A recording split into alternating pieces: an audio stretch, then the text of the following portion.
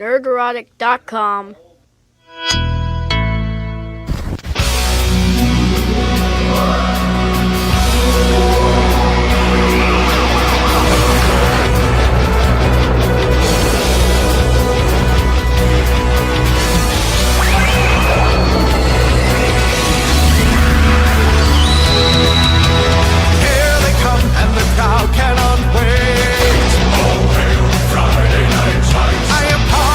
Cause I'm probably late. Friday night tights. Radical lights and highly organized. It's Friday night tights. Friday night tights. Time has come, they are finally here. Oh, hail Friday night tights. We're not affiliated, just so we're clear.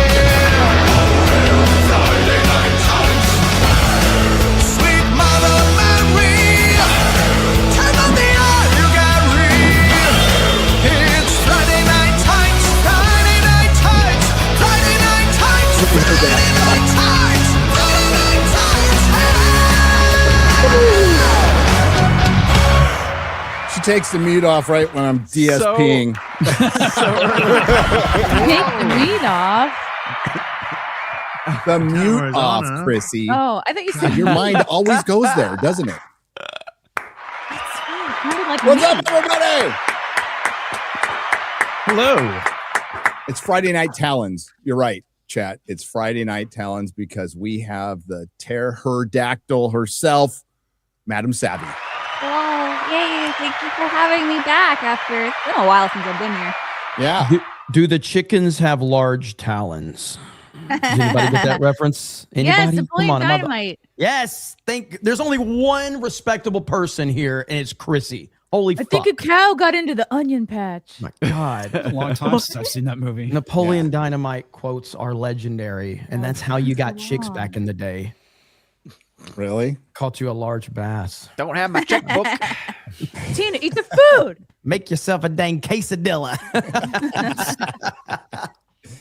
Welcome, everybody. We've got some stuff to talk about. This goes, what was our title again? This goes way deeper. This goes way deeper. Goes It way was 2 deeper. minutes ago. It's understandable. Listen, Disparu. I've done a lot of drugs in the past. Memory ain't so good.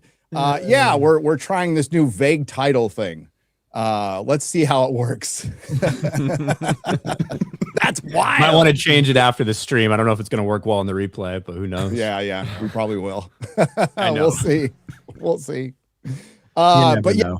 today All we're I, know, I think you should put your face on the thumbnail, Gary. That always works out good for me. So, hey, if it works, it works. Make sure to use a confused look. yeah. That's my resting face. Resting confused I face. am always confused. So today we're going to talk about James Gunn. We're going to talk about James Gunn. James Gunn's favorite subject, James Gunn. We're going to talk about the Warner Brothers Paramount merger that Hollywood was totally for until they were against. And we're also going to discuss a lot of trailers, including Lanterns. Very controversial on the internet. Lots of back and forth on the Lanterns trailer.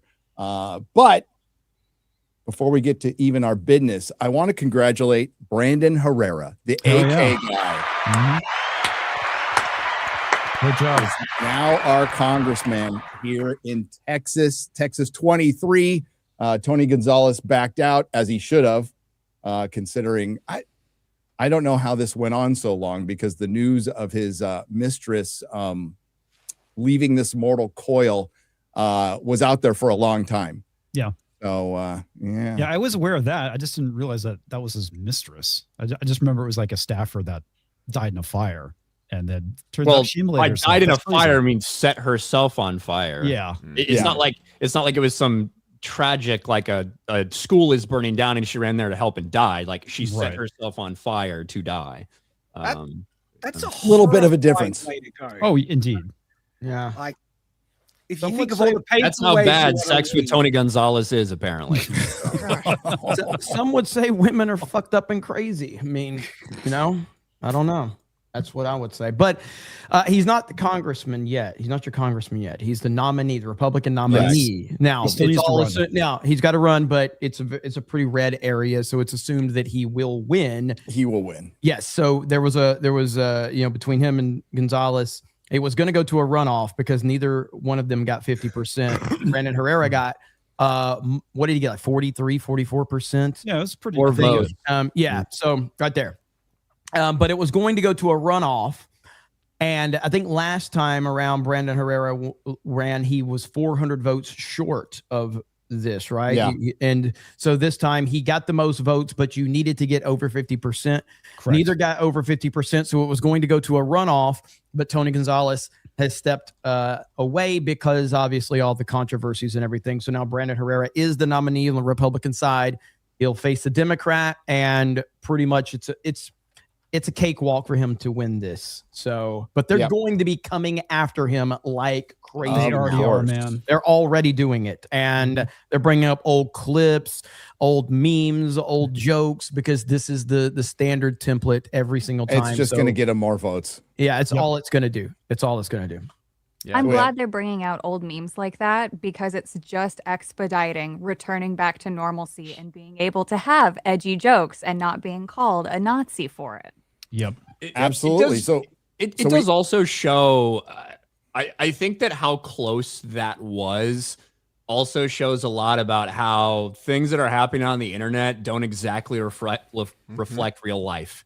If you were on the internet and you saw this, primary battle, there's no way in hell you would ever think that it wasn't going to be Brandon Herrera in a landslide, despite Tony Gonzalez being the incumbent, despite him getting an endorsement from Trump, despite all of these things.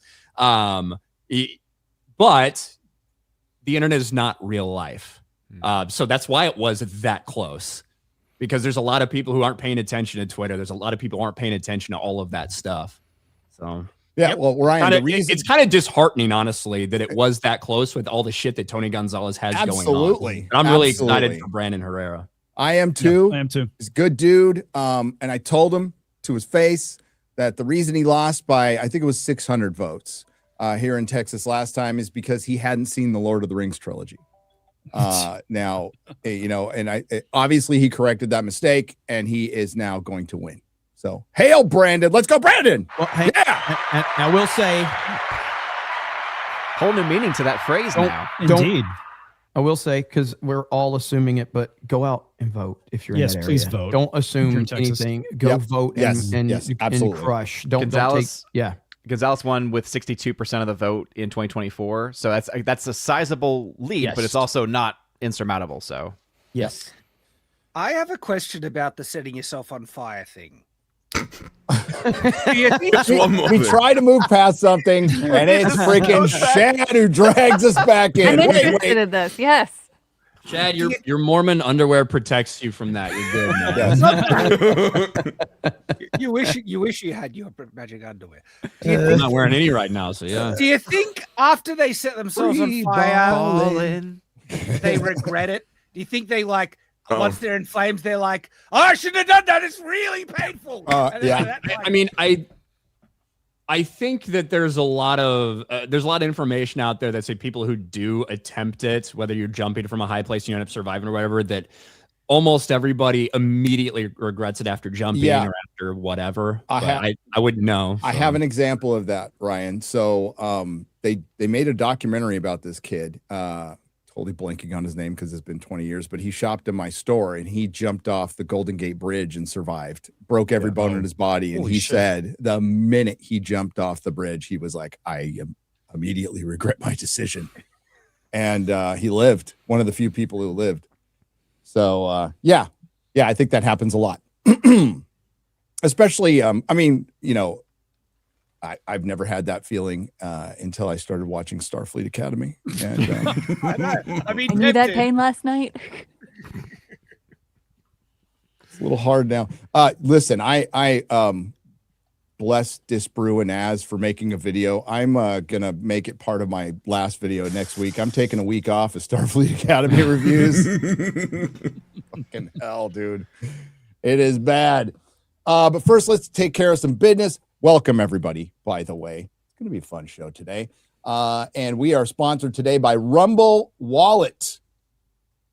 And I have this big thing highlighted in yellow.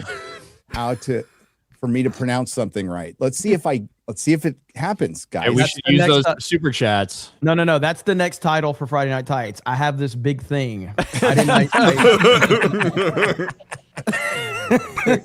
This is huge. This is huge. This is massive.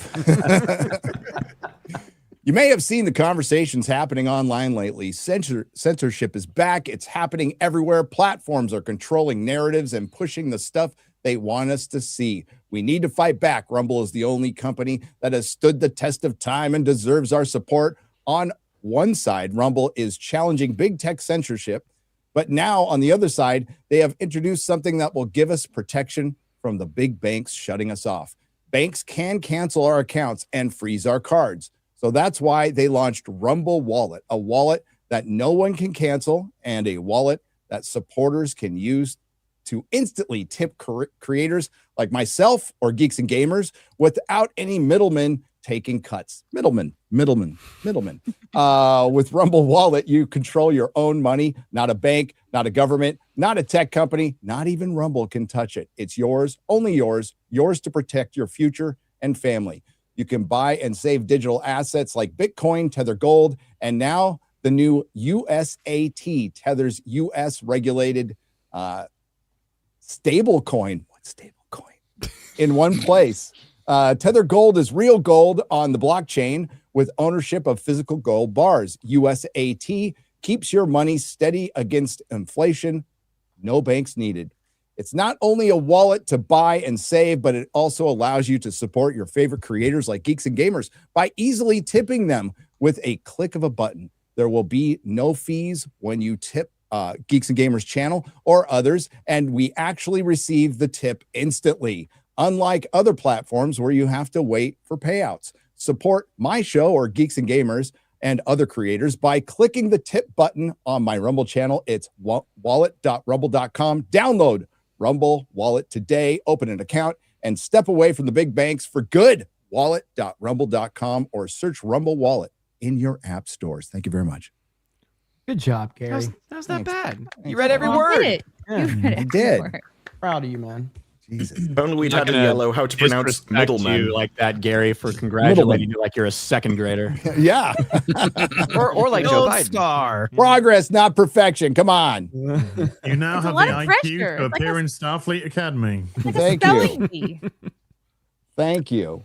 How many people watched the last episode? Oh, for fuck's Wow, sounds like everybody. I was watching the other show. Flash. Gary, you don't even need to ask. Just have a look at each one of us and see if we're depressed. disappointment If that- we watched it, you know. Can I just I say now don't know the before we- difference between Klingon and actors being unable to speak English properly. Like, it's just, it's like, is that meant to be a word or Klingon? You talking about Sam? By the way, this episode did not even hit the Paramount top 10 yesterday. It didn't? It's not I'm in the gonna look. Paramount top 10 today. It has failed to chart in the Shocking. fucking Paramount top 10 TV shows. On their own platform, it can't chart in the top 10 now. Oh my goodness. It's not. Yeah, you like I think the highest I've seen it is number 4 on its own platform, and then it disappears within 24 to 48 hours. And They don't I have would many new argue, like, shows, do they? what was that? It's the only new show that they have right now, right? No, Marshall's is Marshall's on Paramount, right? Marshall's is on. Yeah, that's at number 6. And it's not good. So Boring. it's very boring. Oh, It's Very very boring. boring over dog shit. I will say it's not a horrible show, but it's just not, you know. Compared to Starfleet Academy, it is the best thing I've ever seen. I mean, just let's be honest. But yeah, it's boring. well, we're not going to spend a lot of time on this episode despite making you watch it. So don't worry. You want I to have have a to talk about question. it? Then. Sure. Maybe instead of just talking about the generalness of the episode, because it's very clearly dog shit writing with dog shit actors made by dog shit people, right? Why does every single camera angle, it's not even the overall scene, it's every single angle has some sort of stimulation in it, like light blooms or a flashing light or some sort of fast repetitive movement? Why is that in every single angle? To try and get people to pay attention, I guess. It's A lot of TV close-ups. for ADHDs. This episode's too. Like I was just like, why are there so many close-ups? Yeah, there were Yeah, a the lot of camera- close-ups. Close-ups of the son and the mum fucking each other. That was a bit weird. Oh, it was so awkward. I know. It was like, what the hell is going on? Yeah, like Fucking- it was just weird. It's And a then way to visually stimulate you because nothing's going on the screen of any substance at all. So they want to Yeah. make it look like there's something going on. guys, Is it has almost been like a- that constantly? Is it almost like a TikTok thing? You know, like where the camera kind of like jumps in. I wonder if that's like an inspiration for Well, them. every single conversation was perfectly timed with the concept of clips in mind, because as I was watching them, I put it on 1.5 speed because it was just so bad. But the pausing was very specific too. So everything felt like that kind of like TikTok rot brain. And like there's no other way to really describe it because it's relatively new in cinematography that they're doing this. But you can really feel it in this show. Like, is every episode like this, or Yes. Absolutely. everyone? Like, do you Every remember? single one. Do you remember in like Next Generation how like the bridge was very compact, but everyone had their place and every seat was respected and you felt it, and there was no bloom lighting in the background. There was no glowing screens and trying to draw your attention over here while someone's talking and saying stupid shit. Like, what happened? They gave Alex Kurtzman creative control over something, and what he did was basically ripped off his mentor Jar Jar Abrams, who was ripping off Steven Spielberg. So think of Jar Jar Abrams as a retarded Spielberg on speed. That's basically so. Lots of Dutch angles, way too many lens flares where they're like blocking out the character's face. Yeah. And it's just to visually stimulate you, and maybe you ignore the fact that the words coming out of people's mouths don't make any fucking sense whatsoever. The end of this episode has a has mines, not a force field. They have a bunch of mines surrounding Federation space, not just a planet. Federation space. That is far less of an issue than the fact that these are Omega bombs, where in Voyager it said a handful of atoms would destroy the quadrant. And now we've got hundreds of thousands of mines across the entire universe that will all detonate It simultaneously. would have to be trillions. This guy was stealing a warp core in episode 1. Yeah. Yep. Now he's fucking he's the fucking Genghis Khan of the universe. Like what the fuck He's the is emperor. actually going on Yeah. here? He's the It emperor, makes where it's like sense. all the ships just rise up. Like it's like, oh, okay, you just got all these bombs out of nowhere. I need Okay, to there's jump on two this. major Shad. issues I that need no to one jump on fucking the thing. detected that he was putting these mines out there. And how many fucking No, mines they would were it take? too That would busy take being forever. retarded comics Clearly. Yeah. I need to jump on that and part. fucking Gary's fucking their own mums. The world building in this episode was so retarded. Like, we are reaching levels of dumb that we haven't seen since the burn, and the burn was Since the stupid last enough. episode of Starfleet But- Academy. Yeah, pretty much. The people who wrote this need to go read Hitchhiker's Guide to book. the Galaxy. Yeah. Any book. You could have stopped at Any read book. there, Well, Shad. You could have just stopped at read. Hitchhiker's Guide to the Galaxy has a statement that is very true, that they need to understand that space is big. You don't understand how big space is. It's really, really You big. think it's a long way down to the chemist? Well, that's just peanuts compared to space. Yes. Like, the idea of surrounding all Federation space in like a minefield or something like that.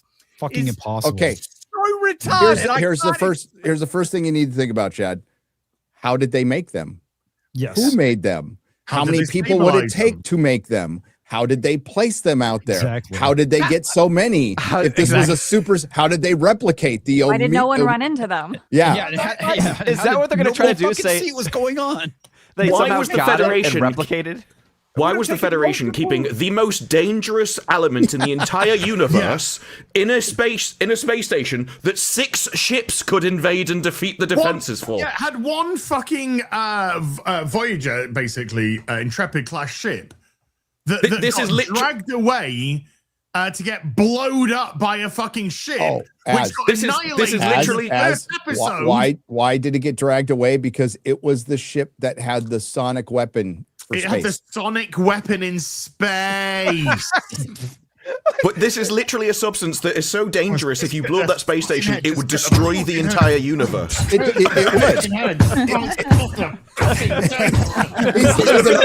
We're losing just one more week. Just one more week. I've seen Az slowly losing his sanity in the beginning of each of his videos. That should be. I've had enough. So it So you guys destroys don't appreciate subspace. the references. It destroys subspace. So once again, we have a plot where they won't be able to travel in warp speed. God, I hope so. No, I hope he blows everybody up. I hope everybody dies. Nobody can travel anywhere. Star Trek's over. Da, da, da, da, da, da. Ba, ba, ba, ba, ba, ba, ba, ba. Done. Thanks. See you later. Well, it is over. It See you is in over. 20 years' time. Johnny. It is over. Oh, why is the hologram doctor? What the? What was that all that? about? I don't. Who did that? Boop, beep, boop. Was that an Omega bomb just going off? Yeah. Space just get fucked up then, or what? You okay, Disparu? Have you been a robot? Whoa! Oh, Disparu's a robot. Just stay. Keep talking like this. This is awesome. Disparu, please tell us something.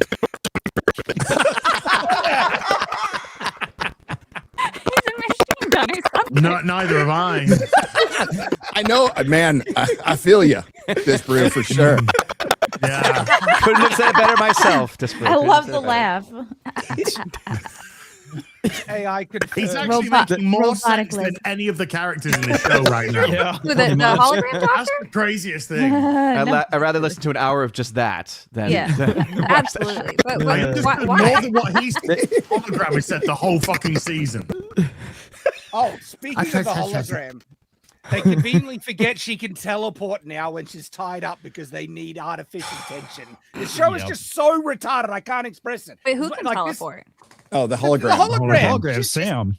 The physical hologram, yes. They literally have her teleporting into rooms and appearing and is like, stop doing that. And then when she's tied up, she can't do it suddenly. This show is so dumb, I can't express. Well, they Like, said if you try to run, I'll shoot your friend. I'll shoot your friend. Yeah. Hologirl. And then somebody in the crowd went, how'd you know she's a hologram? And and the rest of the crew just stayed very quiet then. How did they know she was a hologram? And it was part one of a two-parter. Might have been some weird. I mean, that reunion was pretty incesty. Oedipus called and yeah, I said, "Whoa, bro, slow your roll, man." Right, I'm off to kill me dad. BRB. Yeah. Oh my god. And yeah, Sam's personality has changed, so you can kind of understand what she says a little bit. You can't. Yeah, I could. I understand this. Every time you talk, you probably have no idea what it sounds like. It's just like, that's what it sounds like. We literally can't hear a word. You sound like a British version of RFK.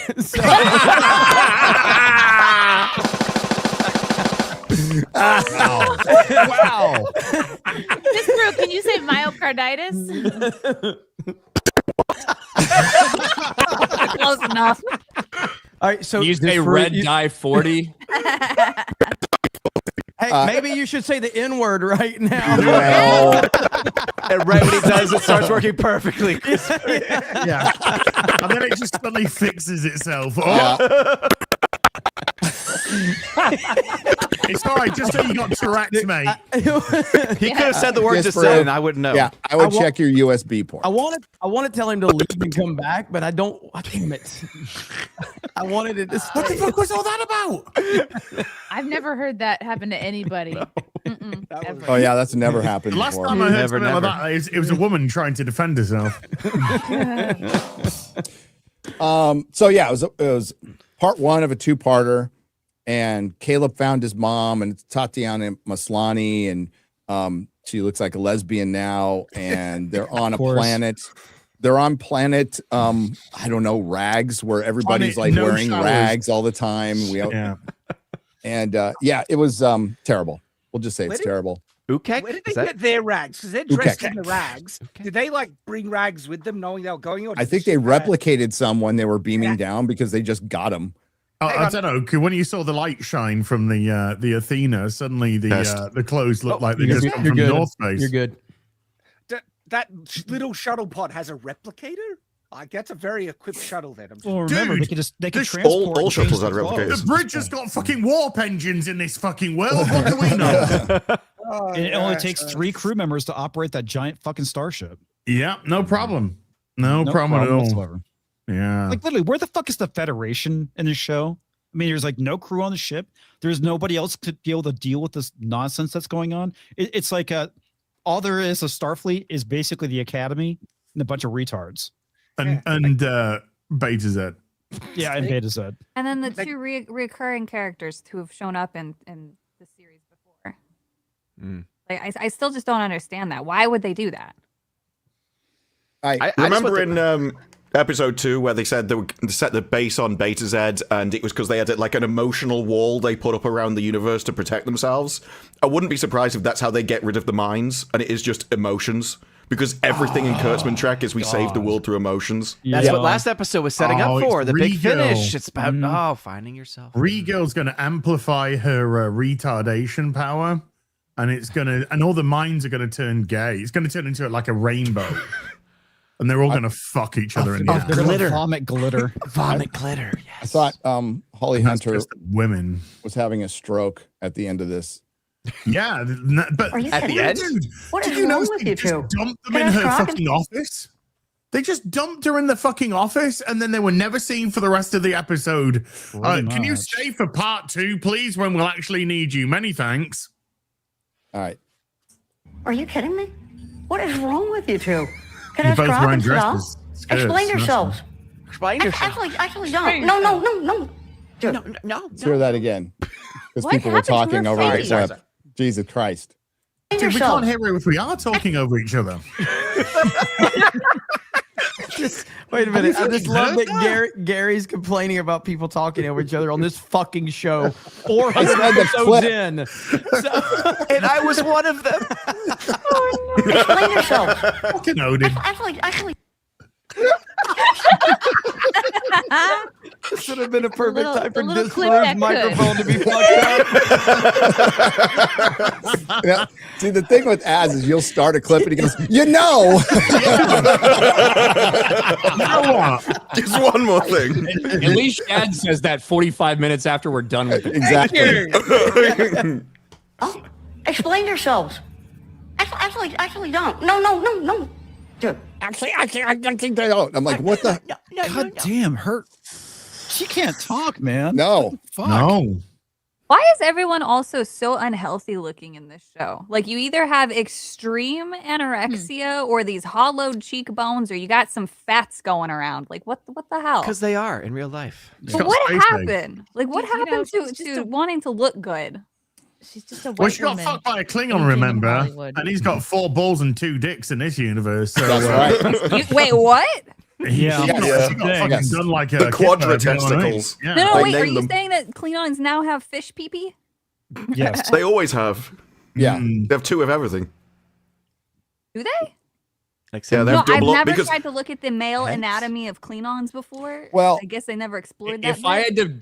had to make a wager on the only person who would have ever actually looked up what Klingon dicks look like on this panel, it would have been you. Yeah, I feel like I should have that knowledge to be quite honest, but I don't. I didn't look at Worf back in the day and think, you know what? I wonder what's going on in there. I'm A actually lot I of people thought have, everybody though. was I'm just actually meant to have surprised by that. human compatible bodies. Yeah, I'm I'm surprised shocked. by that, Savvy. I am shocked about it as well. Yeah. Wait, that I didn't know that? Yeah, Or that they no, have that you didn't human- look that up. That you Yeah. didn't look that up. I'm very surprised. I'm actually a little disappointed. Well, because so Worf was there, but Data was also there. And Life Data is all being an about android. expectations, and I had That is so expectations functional. for you. I'm sorry. Yeah. I'm Little not disappointed. truly that degenerate. This doesn't go as deep as we thought. Clickbait. We already hit the bottom. Give us time. So yeah, it's a nothing episode. And I guess the best news we got this week is that for the first time in 10 years, there is no Kurtzman Trek in production.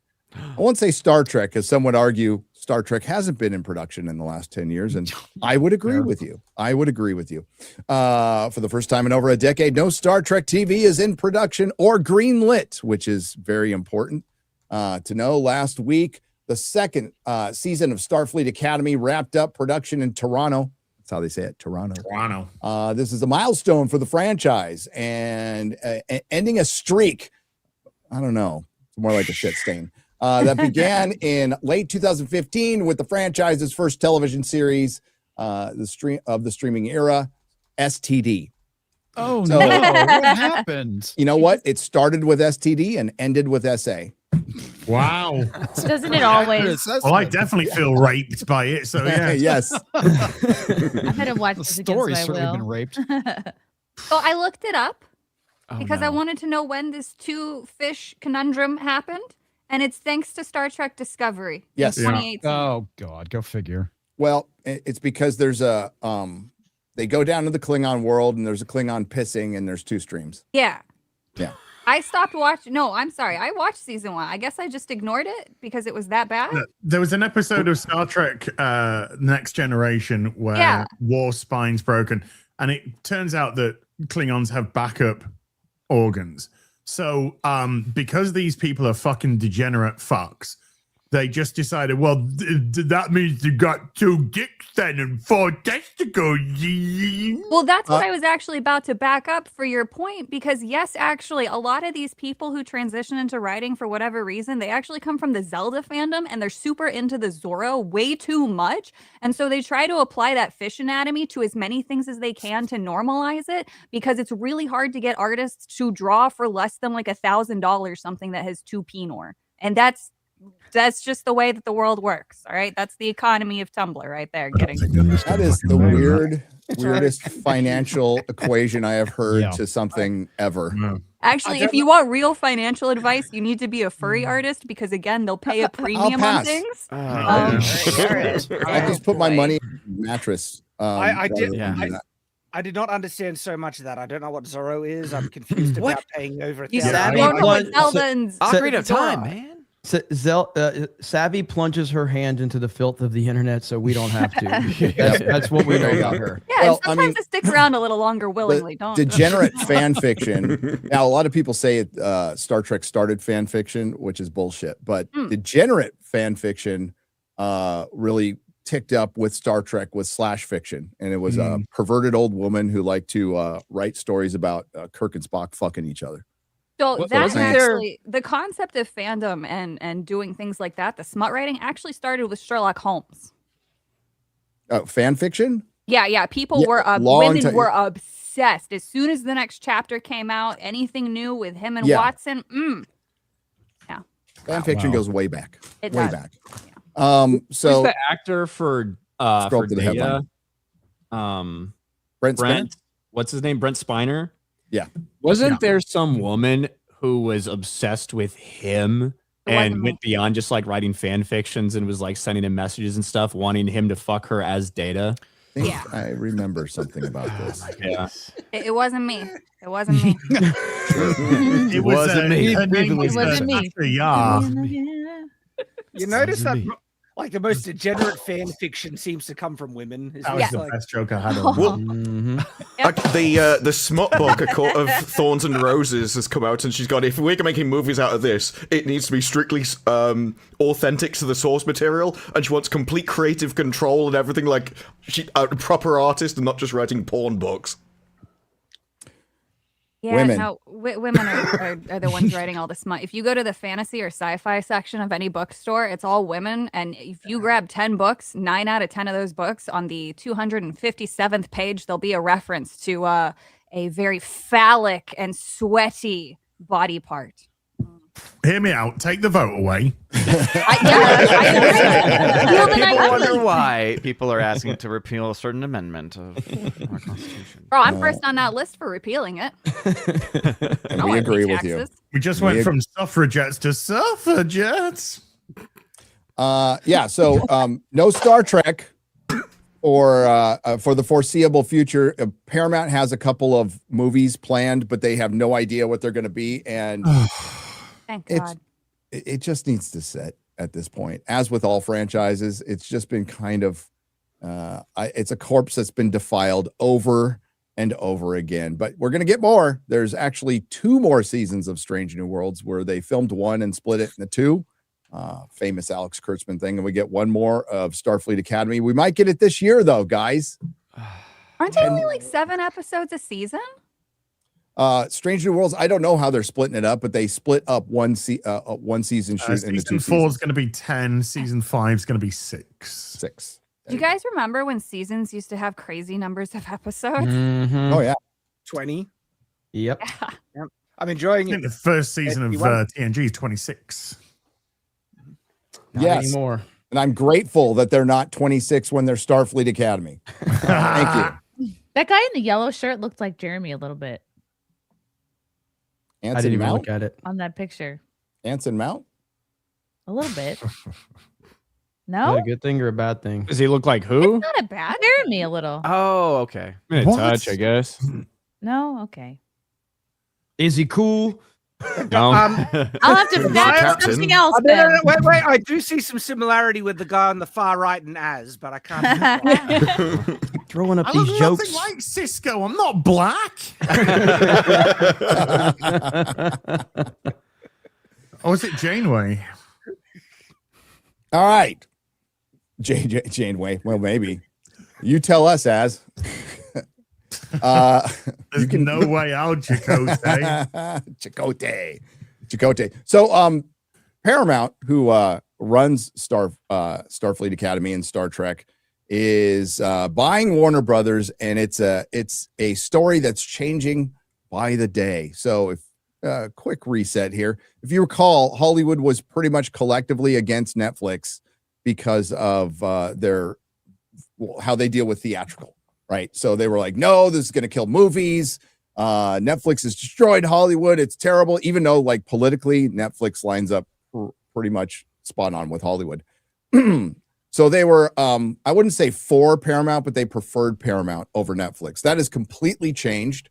Even James Cameron, right? James Cameron Yes. penned this big kind of op-ed in opposition to the Netflix merger. Certainly not somebody that we would describe as someone on the right or anything like that, but simply for the business aspect of it. And that was the irony of the entire thing, is when it looked like Netflix was going to get it, a lot of people were like, maybe the government should step in. Maybe we shouldn't have this, because it would have been worse for the theaters. Not that this is great for theaters, but it would have been worse for the theaters. Yeah. But David Ellison and Larry Ellison and their association with Trump has made everybody lose their fucking mind over the last week. And we're hearing crazy stuff from both sides. David Ellison's recently come out and said, we're going to keep CNN. We're in the truth business. I don't know how that applies to CNN in any way, shape, or form. It doesn't. John Oliver made his opinion known on his show, and they could fire him. They can get rid of CNN. They can get rid of John Oliver. They can get rid of all of them. It'd be great. Be awesome. I just don't think they're going to be based studios. That's the thing I would probably remember. David Ellison has been working in Hollywood for 20 some odd years already. And he's been working with everybody, and he's made some good stuff and he's made some shit. So I think it'll be just kind of more of the same. The biggest problem here is, I mean, if it passes, I think it'll pass, right? It should. It should pass. I think there's some activists in California. They're going to do everything they can to hold it up. But like legitimately, when you look at the market share, when you look at all that stuff, it's not as much of a question as it would have been with Netflix. Paramount's a relatively small company, like in the grand scheme of things. The fact that Paramount is buying Warner Brothers is absolute insanity. Like it makes zero smaller fucking studio. sense. Yeah, it makes zero sense from like the size of the studios. But How do they have the money? pass. The thing is, Saudi Arabia. what have we seen from Paramount recently? Right after Skydance actually took over, what was one of the first things they did? They made a massive deal with South Park. And what was the first thing South Park did? Shit all over Trump for weeks and weeks and weeks. So if that's on there, I don't think that the people in Hollywood worried about it being, oh, it's just MAGA aligned, should be really that worried by it. Even if it was, and say it was just parodying anything that they thought would kiss up to the administration, then that would mean that Hollywood would still be far from balanced. That's what that would mean, that there would be a handful of studios that weren't doing the exact same thing. I personally think Paramount, I don't think they're going to go like that. I think they're just going to be, hey, we want to provide a range for things, maybe appeal a little more to middle America, maybe consistently get a little more of that audience, but that doesn't necessarily mean what everyone in Hollywood's screaming about it. Correct. This is all about a somewhat connection to Trump that has created all of this narrative. And so because Orange Man is involved, it's suddenly, this is going to become MAGA Studios. No, it's not. Not even close. Not even fucking close. But these people in Hollywood cannot separate anything. All they see is any connection to Trump means a full connection to Trump. And that's why this narrative is out there right now. And it's not going to go away. They're going to continue. What they ultimately want, they want the Ellisons to make a Zack Snyder Geeks and Gamers statement is what they want. We are not affiliated with President Trump. That's what they want. That's what they want. And if they get that, they'll be happy. That's not going to happen, but that's what they're aiming for. That's what they want. And because of that, you've got this weird leftist narrative out there. But the reality of it is, as Ryan just brought up and Gary, like, it might be a little bit more normal than we're used to. But it's kind of like Taylor Sheridan's universes. They're not MAGA. They're not mega based. They're a little more normal, but they've got a lot of little elements of bullshit in them, but it's not enough to completely ruin it. That's what I think you might see more of at best. I think for the most part, Taylor Sheridan shows are pretty balanced, right? You have little shots here and there, kind of at both sides sometimes, or questions like when you have Yellowstone and you have a lot of the Indian stuff from the Indian point of view, where they're perpetual victims and all that stuff. You've got a lot that's not that in those shows. I do think they're relatively balanced for the most part. They're relatively balanced, but when we're used to the fucking entertainment industry as it is for the past decade, when something is relatively balanced, it probably feels far right to them. You know what I mean? Yes. Correct. No, they're fighting against that balance. And I think that would just be the best thing possible to happen is balance. I'd hate to see it swing the other side, but it won't. It's like, that's not even a chance of happening, but they're almost treating this like Elon buying Twitter. Not quite as bad, but like Hollywood's reacting that way for sure. And Elon buying Twitter was not a far right-wing takeover. It was a takeover of people being able to speak a little more freely.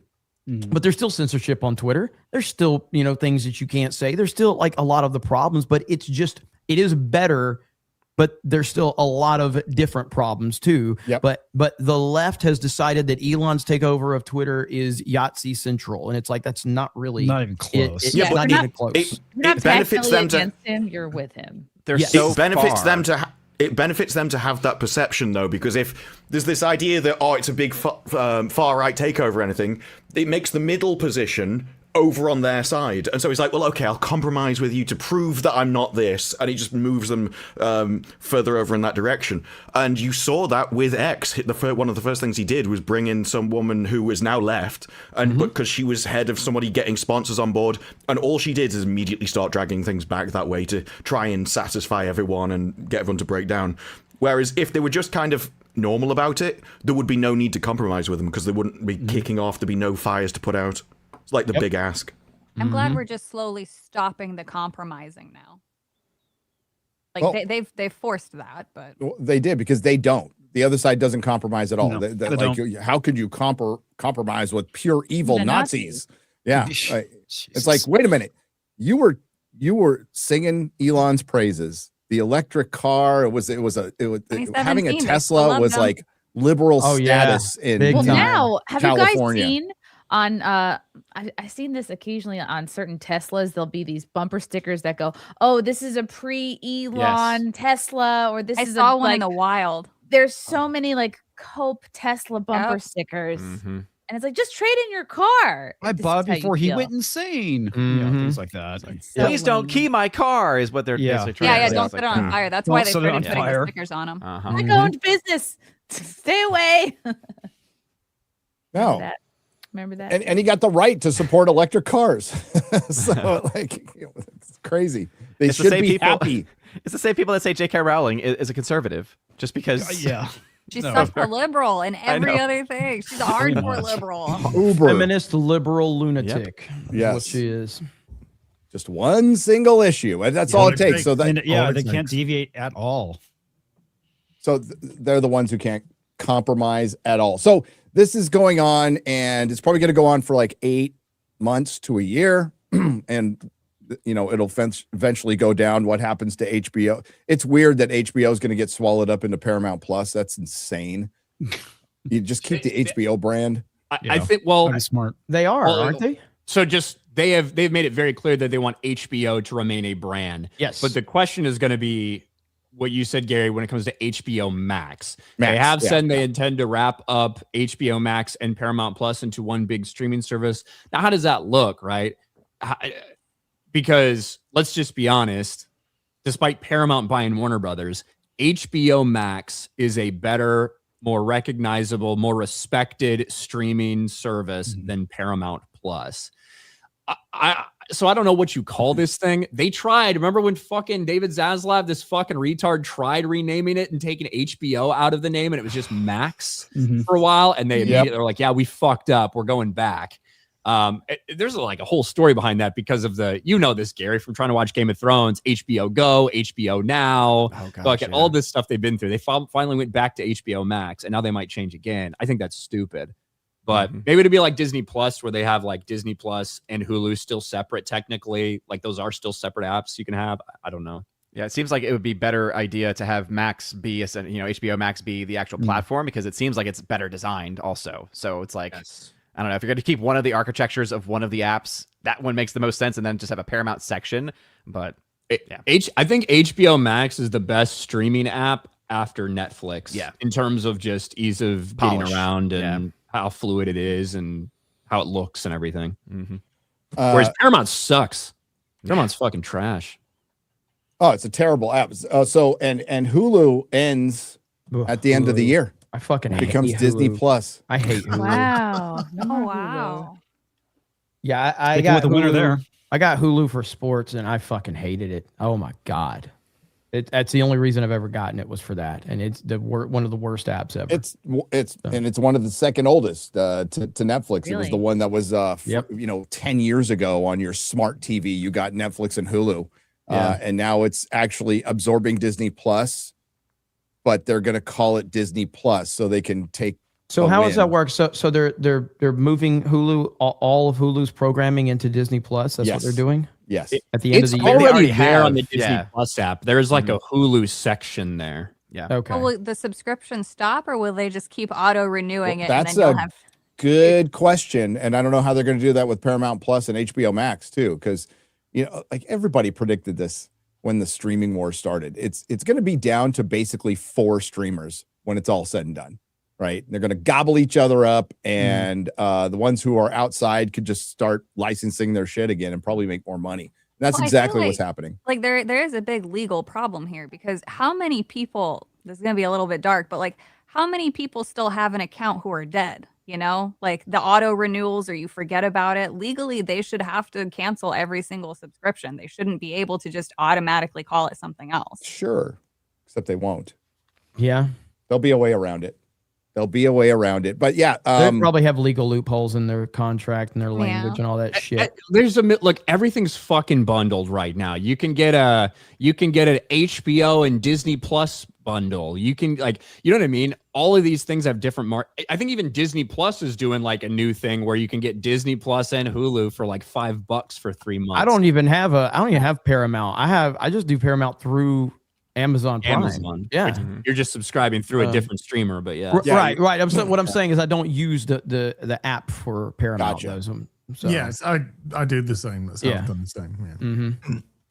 Well, we'll find out how this goes, but Hollywood's not taking it very well, And while David Ellison's committed to, I think he said 15 movies a year, that's for now. And that was just like Netflix saying, we'll commit to movies like in 3 years. Talk to me in 3 years, how your commitment is going with 2 separate studios and 2 separate streamers and 30 movies a year is a that we lot. bought out.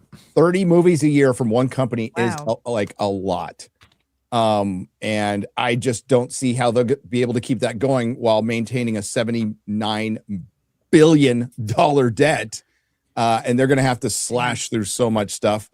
Paramount Warner Brothers merger, Hollywood wonders how Combo will pull out 30 theatrical films a year. Yeah, I wonder that too. Let me ask you this. When do we assume that this will, like a year from now, that this becomes a 8 final? months to a year. Yeah. Okay.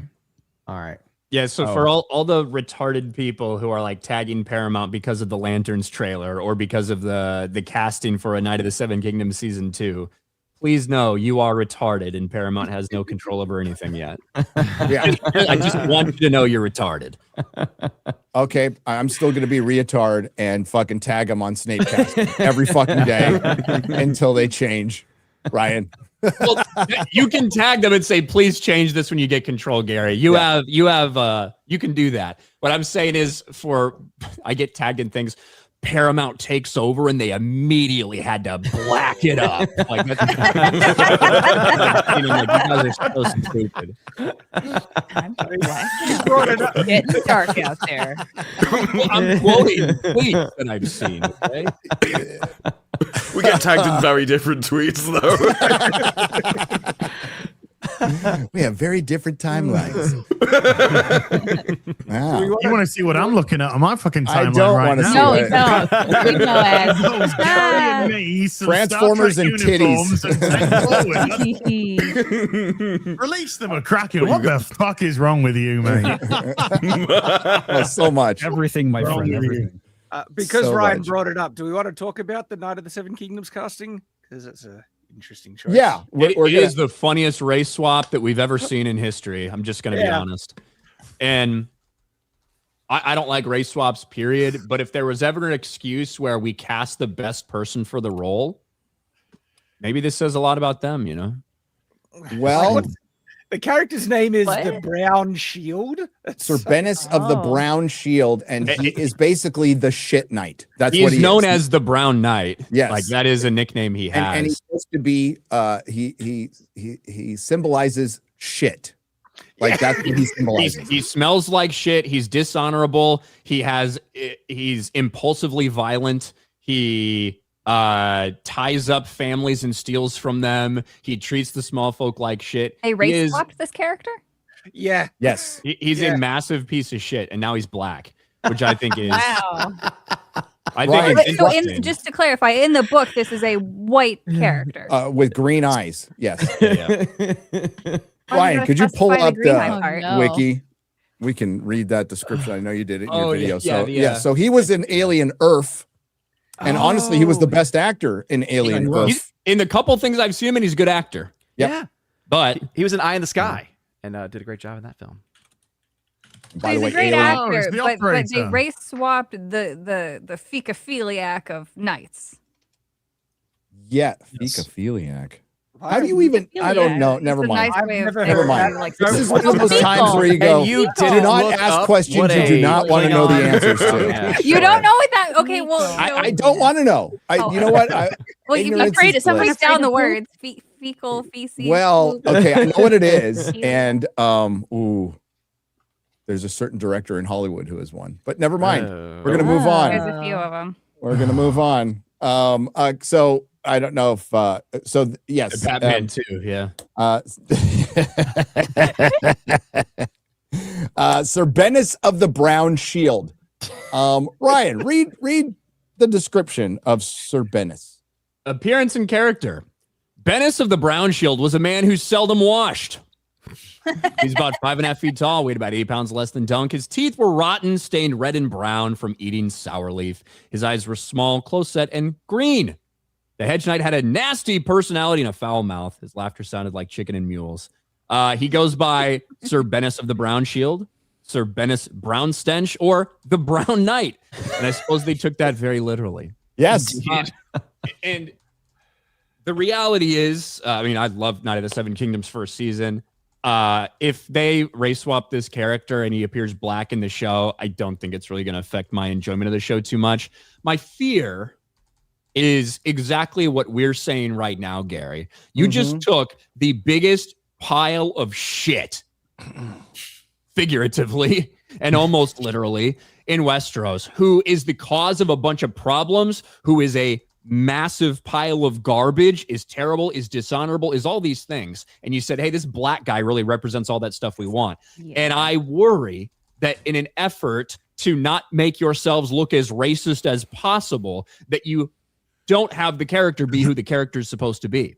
And the other thing is, it's never enough. Like, race swapping will never be enough, because what's the response from some people to this race swap? That's not going to be a very good look. We probably need more people of color in the show now, because this is the only one. You just race swap the bad guy, right? So it's never enough when you do this shit, regardless of whatever your intentions are. It's never going to be enough for the people that you're trying to satisfy. They actually did that to Doctor Who. What you said is exactly what happened. As soon as Gatwa got the role, a black woman wrote an article saying, of course, they would think that a gay black man was enough. Why wasn't it a full team of women, trans women, blah, blah, blah? Was this the Metro? Because she was on a whole tear so. throughout all the series. She turned against it in the end, though. It was too much for her. Hey, Gary, what do you think it's going to be like when Lady Rohan sends a lynch mob after Sir Venice? No. But these are the things you have to consider when you start doing this type of stuff. And go ahead. I was going to say, but isn't this going to possibly potentially to actually compromising the story now? No, that's what I'm saying. Like, if they just cast him and he's going to be Sir Bennis, ultimately, I actually don't think this race swap has too big of a problem. Whatever, considering some of the other shit we've seen. But my worry is exactly that. As it's the same reason I worry about Snape being black, because they're not actually going to show what a piece of shit he can be at times, because they're not going to want to do something like that. Yep. No, this character is going to get cleaned up and stuff like that, and and it's, even though he's not supposed to shower. So now we're at the point where, hey, we want race swaps, but you can't race swap the villain. You can't race swap a bad person. You can only race swap someone who's morally good. I feel like I could put this in a Batman review somewhere. But don't race swap. Well, I mean, forever I've been saying you don't have to listen to us. Just don't listen to them. Just make the story, adapt the story as it is. You did that with the Night of the Seven Kingdoms, right? And it was universal, or as universally popular as a show could get. It was a template on, like, hey, this is something good that everybody enjoyed on all sides, and you had no problem. Nobody was complaining that it was too white or anything, because you were just adapting a story. I will say, we talked about this, Gary, with all these people that were out there trying to claim this as a victory for right-wing storytelling or conservative storytelling. A story from George R.R. Martin, right? Yeah. With all that happening, you had to wonder if they were going to do anything or push back to just make very sure we're not making it for you guys. And we get something like this. Yeah. Like the boys win, so they can't have you see it as a win, so they have to do it. It's also, especially with things like social impact entertainment and stuff, they are in an experimentation stage now of seeing what you will accept. And I'm sure one of the tactics will be, we get you with the first season, and then when we think we've got the audience, we start changing things and seeing where the line is, kind of thing. Well, this is one thing they mentioned, like in the gaming industry, where it's like they'll patch a game that has come out with woke content after you bought it and you can't return it. So, oh yeah, Ready or Not entirely changed and censored a load of stuff that was already in there for the PC version because they wanted to get on consoles, to censor it for the consoles. What do we have here? Game of Thrones a movie? Ooh. Are we talking about this again? Aegon's Conquest? But here, real quick, back to the race swap. This is pulling defeat out of the jaws of victory. This is Hollywood doing this again because they're listening to fucking Twitter or internally. This is like what people probably think within the building at Warner Brothers. Here, I'm going to remove this for a second. I'm sharing what we're dealing with right now. You're talking about the Twitter crowd. This is a perfect example. We've all seen the meme, but this is exactly it right here. Like, this is why you can't do this, because that crowd is always going to be offended. That's racist. Yep. Why is the black guy a villain? Okay, fine. We'll switch it. Well, that's racist. Why does the black guy have to get shot? Okay, well, fine. We'll just put 2 black people. That's racist. Why are there's only black people killing each other? Okay, fine. We just won't put black people. That's racist. Where there are no black people in this movie. Yes. This is Twitter in a nutshell right here. And if you go down this road, it's a never-ending cycle of victimization, and you will never win. So anyway, go ahead, Gary. My bad. No, and this is Warner Brothers, and the reason Warner Brothers, who is in control of DC Studios, DC Comics, Game of Thrones, Lord of the Rings, Harry Potter, is the dumbest fucking entertainment company on the planet, because they're in debt. They've never known what to do with like things like Looney Tunes, and that's why they're for sale right now. Because they're fucking idiots. Black Snape should be enough. That is the worst casting decision of the century. They're selling off Looney Tunes? No, they're part of. No, they've had Looney Tunes, No. and they've never done anything really significant with it. They might as well sell it, honestly. Yeah. Did you see what Sarando said? When they said, well, what are you going to do now you've missed this like once in a lifetime opportunity? And he said, well, if you look at the history, it's not really once in a lifetime. It'll probably come round again. He's not wrong. He's not wrong. The last thing they did with Looney Tunes, they did that Space Jam 2 movie, which was complete hot garbage. I'll be real. Looney Tunes could all like burn up and die tomorrow. And we could never see another Looney Tunes project, and I wouldn't be affected at all. Well, I mean, truth of the matter is, Mel Blanc being gone is he was Looney Tunes, and they've never been able. But like, it's like I don't need another Tom and Jerry movie. Like, fair. But they've had control of all this stuff, and they've never figured out DC, which they've had control of for decades. It's not like this; it's new. When they bought them a long time ago, and they could have done a shared universe a long time ago, but they never believed in their own stuff. That's always been their biggest problem. This can lead us right into Lanterns. It's not believing in the IP that you own. It's just IP. But man, it's kind of silly. So we have to find ways to make it something else, because I'm fucking sick of let's make Star Trek Harry Potter Star Trek. Let's make Kill Bill meets Frozen Star Wars. And let's make True Detective meets Slow Horses Lanterns, Green Lanterns. Why don't you just make a fucking Green Lantern show? Yeah. Ryan brought up Gary. If they do justice to the story like they did for season 1, this might be the first race swap where I'm like, you know what? I see what you did there. I like it. I'm just saying. You could be flipping the script. So yes. And of course, I'm going to watch A Night of the Seven Kingdoms when it comes out next year, because it's probably going to go down as the best show of the year. I can't see a show being better than that show. Like, and listen, it's anecdotal, but I just base it on, like, I've already rewatched the entire series three times, like back to back. And that's since I watched it the first time weekly. It's that good. It's fun. But I'll take Landman season 2. I'll finish Resident Evil 4. It came out in 2025. It carried over. Yeah, but that's like saying Avatar is the best movie of 2026. No. Because the season ended in 26. It's apples and oranges. I mean, Landman's a soap opera, like a really fucking good one. I love that show, but I just prefer, when fantasy's done right, when epic fantasy is done right, I prefer it. I think Night of the Seven Kingdoms is good. I think it's good. I think what I heard from it is people going fucking ballistic, like it's the greatest thing that's ever made. And I thought it was good. I thought it was like a solid, like maybe 7.5, 8. Thought it was good. It was really good. It's the best show. It's one of the best shows of the last half decade. Good Lord. We haven't had a lot. We haven't had a lot, Jeremy. Name another one. Yeah, name another one that's better. I mean, I could name anything from Taylor Sheridan that's better. No. 1923 season 2 is not better. Oh God, I love Tulsa King, but it's not better, especially that last season. Yeah, I'll take Tulsa King over it. I would take 1923 over it. I would take Landman over it. Or season 2, because season 2 was not good. What's that? Of 1923. 1923. Yeah, I was disappointed that again, I don't want to get into the Team 23 debate, but I thought that we were going to get more seasons out of that show. So when it all kind of ended at that last episode, I thought like, holy shit, it was so slow in season 2 to build up. And then all of a sudden you just blow your whole load. And I was like, oh, it was a little jarring. But yeah, anyway, again, I think Night of the Seven Kingdoms is good. I just think it's really good, but it's, I'm not going to call it great. Yeah, I think it's really, really good. But I don't know what else is coming out this year, so it kind of depends on that. Like, are we getting Mobland season 2 this year? I'll take season 2, Gentlemen season 2. Mobland's better than A Night of the Seven Kingdoms. Cobra Kai's better than Night of the Seven Kingdoms.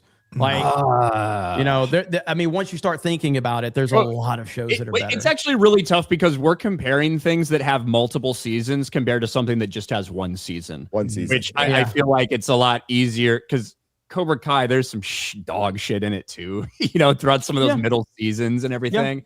So Mobland's had one season. Mobland was absolutely superb, man. That was freaking great. Amazing. Yeah, great. And that's one of those great shows of the last 5 years. Absolutely. Yeah. If Mobland comes out, I could 100% see in that be like by the end that's my favorite show of the year potentially. Sure. But and then One Piece comes out in 4 days. Don't forget Deadpool, or not Deadpool, Daredevil. Daredevil's coming out in a couple weeks. Yeah, give me One Piece over Seven Kingdoms. One Piece is out in 4 days. Holy crap! Yes. Yeah, 10. Yes. Who gives a fuck? I don't. Good. I'll tell you that. I do. I'm looking forward to it. I was like, all right. Need to rewatch season 1 now. Taylor Sheridan versus Guy Ritchie. Taylor Sheridan wins. Guy Ritchie's only put out a couple shows. I haven't seen Young Sherlock yet, but Taylor Sheridan has 10 shows that have charted. Not even to mention the movies, Wind River, Hell or High Water. Yeah. Oh yeah. Sicario, he wrote. Like, dude, he's a machine. He's an absolute Taylor fucking Sheridan machine. Crushes almost everybody. Are you gonna watch that Young Sherlock? Yeah, everyone's going crazy about Young Sherlock so far, and I'm like, I mean, I'm in no rush. I feel like I've seen 25 different fucking Sherlock Holmes projects over the years. You know what I mean? So I'll watch it at some point, I'm sure. But if it's not Jeremy Brett, not interested. But it's not a gender bent one again, because we had like 2 or 3 of those. They were just bent. Sometimes you got a female Watson and shit like that gets throws in. We had a Nola Holmes. Wasn't there like a black guy playing Watson now? Oh yeah, but he was like in a hospital doing surgery on people. That was weird. Would you guys have wanted a third? Would you guys have wanted a third Robert Downey Jr. Jude Law? I would have loved for the third. I would have liked that. I like the movies. I hated how quickly, like the fact that in the second movie we got the Moriarty. That thing. It was like, God, you could at least say that for the third one. I felt, but I enjoyed those. We might get another one. There is talks that that might happen. There's no way Robert Downey Jr. comes back to play that version of Sherlock. Yeah, possibly. Yeah, he's thinking about it. He's talking about it. Yeah, they're talking about it. I'm not sure if you know about. I'm not sure if you know about this, but he's actually come back to the MCU to play Doom. Oh, we'll talk about that in a little bit. But let's come back and destroy your legacy. Okay. If he came back to Sherlock and played a different character, like that's what he gets known for. Please, Watson.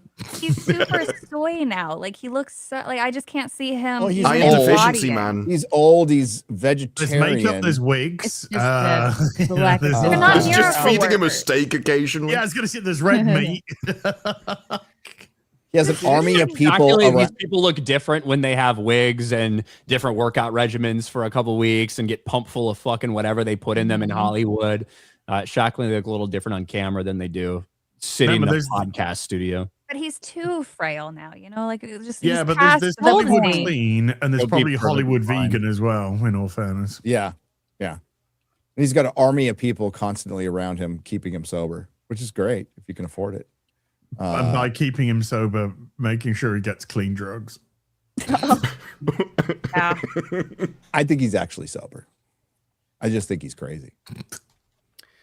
I mean, he has an entire area on the set called Downeyland, which is kind of wild in itself. Yeah, and Disney paid for that. Yeah. I told you guys that fucking Disney bought a fucking house in a neighborhood to negotiate with him.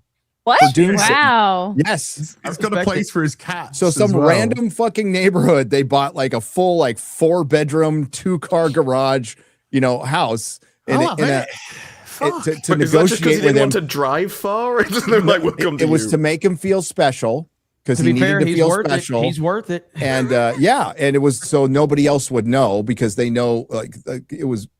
I think at the time of the negotiations, I think like 4 people knew it was happening. Is it? Right.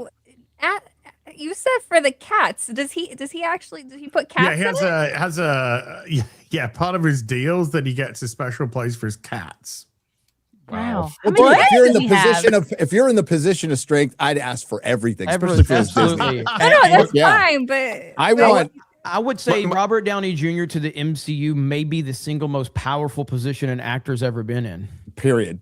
I mean, he film just is not gonna unmatched. make a penny in profit. Well, I mean, my favorite was Simu Liu went over and he says he brought food from like the pleb area, and he was like, "No, we don't do that here. I have a private chef." Because essentially, what he's doing is he is taking advantage of Disney's disastrous decision making since Endgame. That's what he's doing because they have fucked it up so bad that he's now like, "I see how bad you guys have fucked it up. You want me? Yeah, make it worth my fucking time, you dumbasses." And Kevin Feige knows. Yeah, no, and Kevin Feige knows. That's why they paid it. Yeah, that's why they paid it. They're like, we fucked up. Yeah. Now he does. I don't think they know how to fix it, and I don't think they would ever fix it in the way that they needed to. But all right, fuck it. We'll get to Lanterns later. Let's talk about the Doomsday leaks a little bit because comicbook.com, the citadel of journalism, put up the leaks that I think they probably just gathered on Reddit from a lot of people. What do we got going on here, X-Ray? That website's actually got some good shit, man. Sometimes they do. Yeah, I'm like, listen, it's comicbook.com. Whoa, what's that popular headline right there? You want to refresh it and see what's going on? I want to see the other one. I just Yeah. Avengers Doomsday plot leak breakdown. All your biggest questions about the movie answered. Not true. Okay. There's a lot more questions than answers. The article actually says that at the end. Well, there's a lot of questions left. So not all. Want to scroll up, X-Ray Girl? You want a time delay here? A full Avengers Doomsday plot leak has surfaced, and we're now breaking down all of its biggest reveals to bring you a definitive guide to what to expect from the upcoming movie. Yes, the plot of Avengers Doomsday really has leaked online in full with reshoots planned. We could expect some changes, and as always, there's likely a fair bit that's been lost in translation as it's been passed from one person to the next. Game of telephone here. However, we've done some digging and have Green Lantern artist calls Lantern Star Aaron. That's what Sammy was talking about. Can we just read What? that instead? It's way more interesting. A baguette. No. We're gonna stick. To be honest with you. Yeah. We're gonna stick with the plot breakdown. Yes, the plot of Avenger. Okay. However, we've done some digging and have verified with at least 2 trustworthy sources that what you're about to read below is the real deal. The plot of Avengers Doomsday is detailed from the start to finish. While there are 1 or 2 plot points that are a little fuzzy, all signs point to the Russo brothers delivering a suitably epic movie that, alongside Avengers Secret Wars, will wrap up the multiverse saga in style. Actually, it's going to wrap up the MCU, guys. Yeah. It is. I believe it. In a certain way, it's going to wrap up the MCU. Needless to say, major spoilers below from this point on to learn more about what's blah, blah, blah, blah, blah. So they gathered a bunch of people's spoilers, maybe from one asshole here. Avengers Doomsday begins in the reality that Tobey Maguire's Spider-Man calls home. He's in the midst of a battle with Deadpool and Wolverine, who have been sent there by Beast with a device capable of destroying this world, similar to how the TVA would prune timelines. So the TVA is going to be in this, unfortunately. Wolverine manages to set up a device and stays behind, perishing alongside Tobey Maguire's Spider-Man. Boo. Deadpool, What? meanwhile, survives, returns to his world while we see Professor X watching on with sadness as other planets fall. So it opens with Tobey Maguire's Spider-Man universe Yeah. getting destroyed. Yeah. So they're doing the Incursion Crisis. Great. Yeah. Figured Good was gonna start. happen. Beloved, universe character just dead. did you right. miss the part where we talked about that on Friday Night Tights in full, like 3 months ago? No. Yeah. I'm Were pretty you sure. sleeping during that? Last Or week, wasn't I it? get up very early for these things, Gary. Okay. okay. Jesus Christ, Shad. The same thing too. However, the X-Men had no choice, as similar to what we saw in Jonathan Hickman's New Avengers run, which led directly to the 2016 Secret Wars. You either save one reality or allow both to be destroyed in the Incursion. We're not going to read the whole thing. I'll just go over it real quick.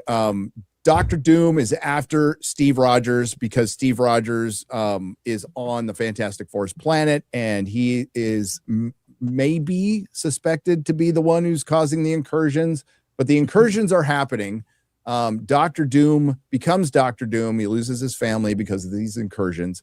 And you would think there was like some meticulous plan that's going to be like some Kaiser Soze reveal at the end, and that's just not the case. It is just a paper thin plot to get all the teams together to fight to eventually get on Battle World. So if you've read the Secret Wars comic from 2016, it's a loose adaptation. Yeah, sadly, because the original Secret Wars is fucking awesome. Yeah. But I guess they want to just do the stuff that was under Disney.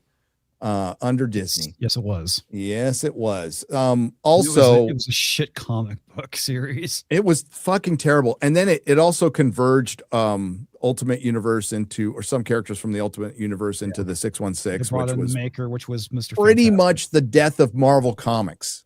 Yeah. At that point, in my humble opinion. And later on, Thor gets the hordes of Valhalla to fight demons that Dr. Doom summons, and then they end up on Battle World, and anybody who died will be resurrected at that point, but they're not going to have any memory. And then Secret Wars. I mean, it's crazy that Doctor Strange isn't in this. Like He's not in it at all. No, Doctor Strange mom ends with an incursion, right? And he takes off, gets his third eye, takes off, and he's not even in this at all. I know Robert was really excited about the script, but now I've heard the whole story, and even people involved at Marvel are like, they aren't saying it's outright shit, but they're going, I don't Is that know. right? Shit. It's been written on the fucking go, for Christ's sake. I think it's going to be Endgame level in terms of quality, in terms of the amount of problems it's going to have, in terms of all that stuff. The difference is Endgame was a buildup of a decade to get there. So there were still some feel-good moments within it, and you felt some sort of finality to everything. And that's why it made so much money, because they did this buildup and so much stuff was good in that buildup. The difference is if you put out an Endgame quality film now with the nostalgia not quite going to hit as hard this time, yes, there's going to be people that show up because Robert Downey Jr. is back. Yes, there's going to be people that show up because Chris Evans is back, even if he's never going to actually be Captain America in this fucking movie.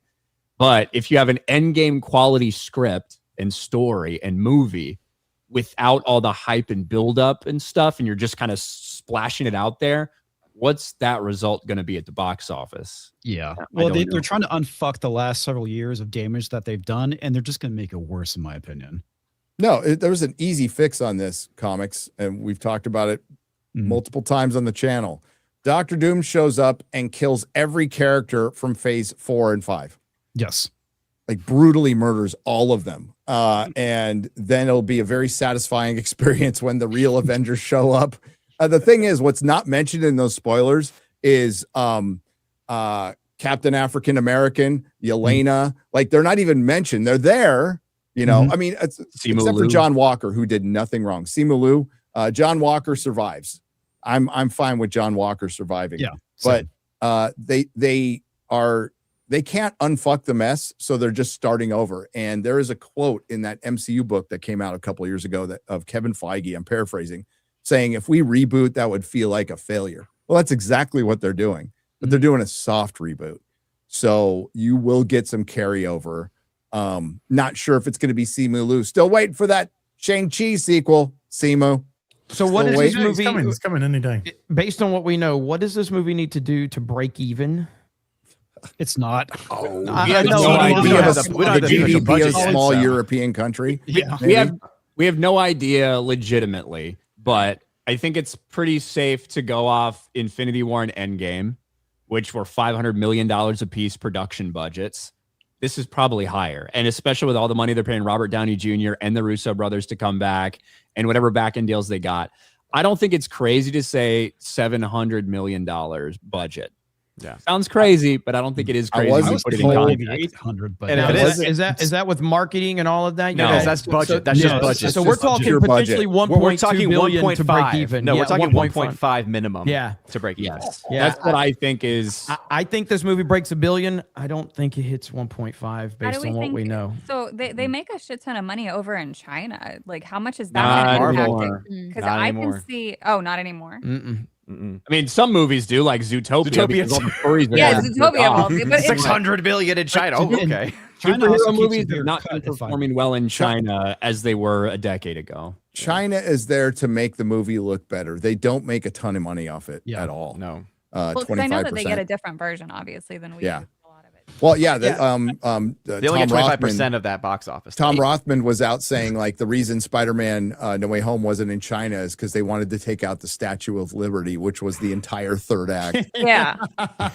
Yeah. So my speculation on this is like, what do we think internally they are privately going? Like, what do they hope is a win privately? Do they hope like breaking even is a win?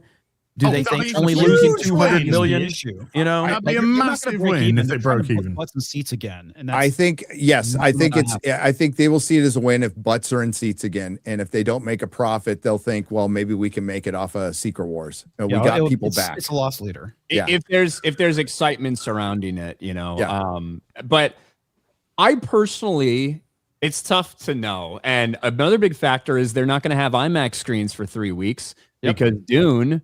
Correct me if I'm wrong, but I think Dune has 3 weeks exclusively in IMAX, IMAX, yeah. and they are releasing on the same day. and the fact that they will not back down to this movie speaks volumes as to where the MCU is, because 10 years ago, nobody would have went head to head with the MCU. Nobody.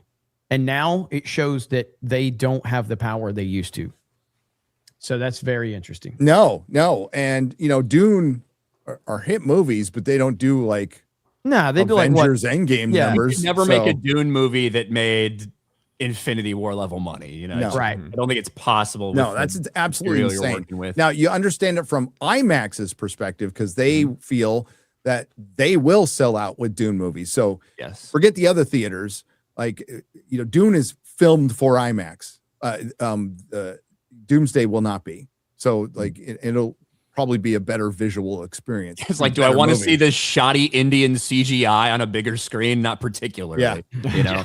Do you think that intro being leaked with basically the most favored Spider-Man dying, do you think that that'll impact whether or not people actually choose to see it or wait? I don't know how I can't imagine killing Tobey Maguire Spider-Man's a good move in any situation. Yeah, because that feels so out of pocket. Like, why they wouldn't do it? Like, I like Andrew Garfield's version, but like, kill that one, because who cares at the end of the day? He did great, but he's not loved.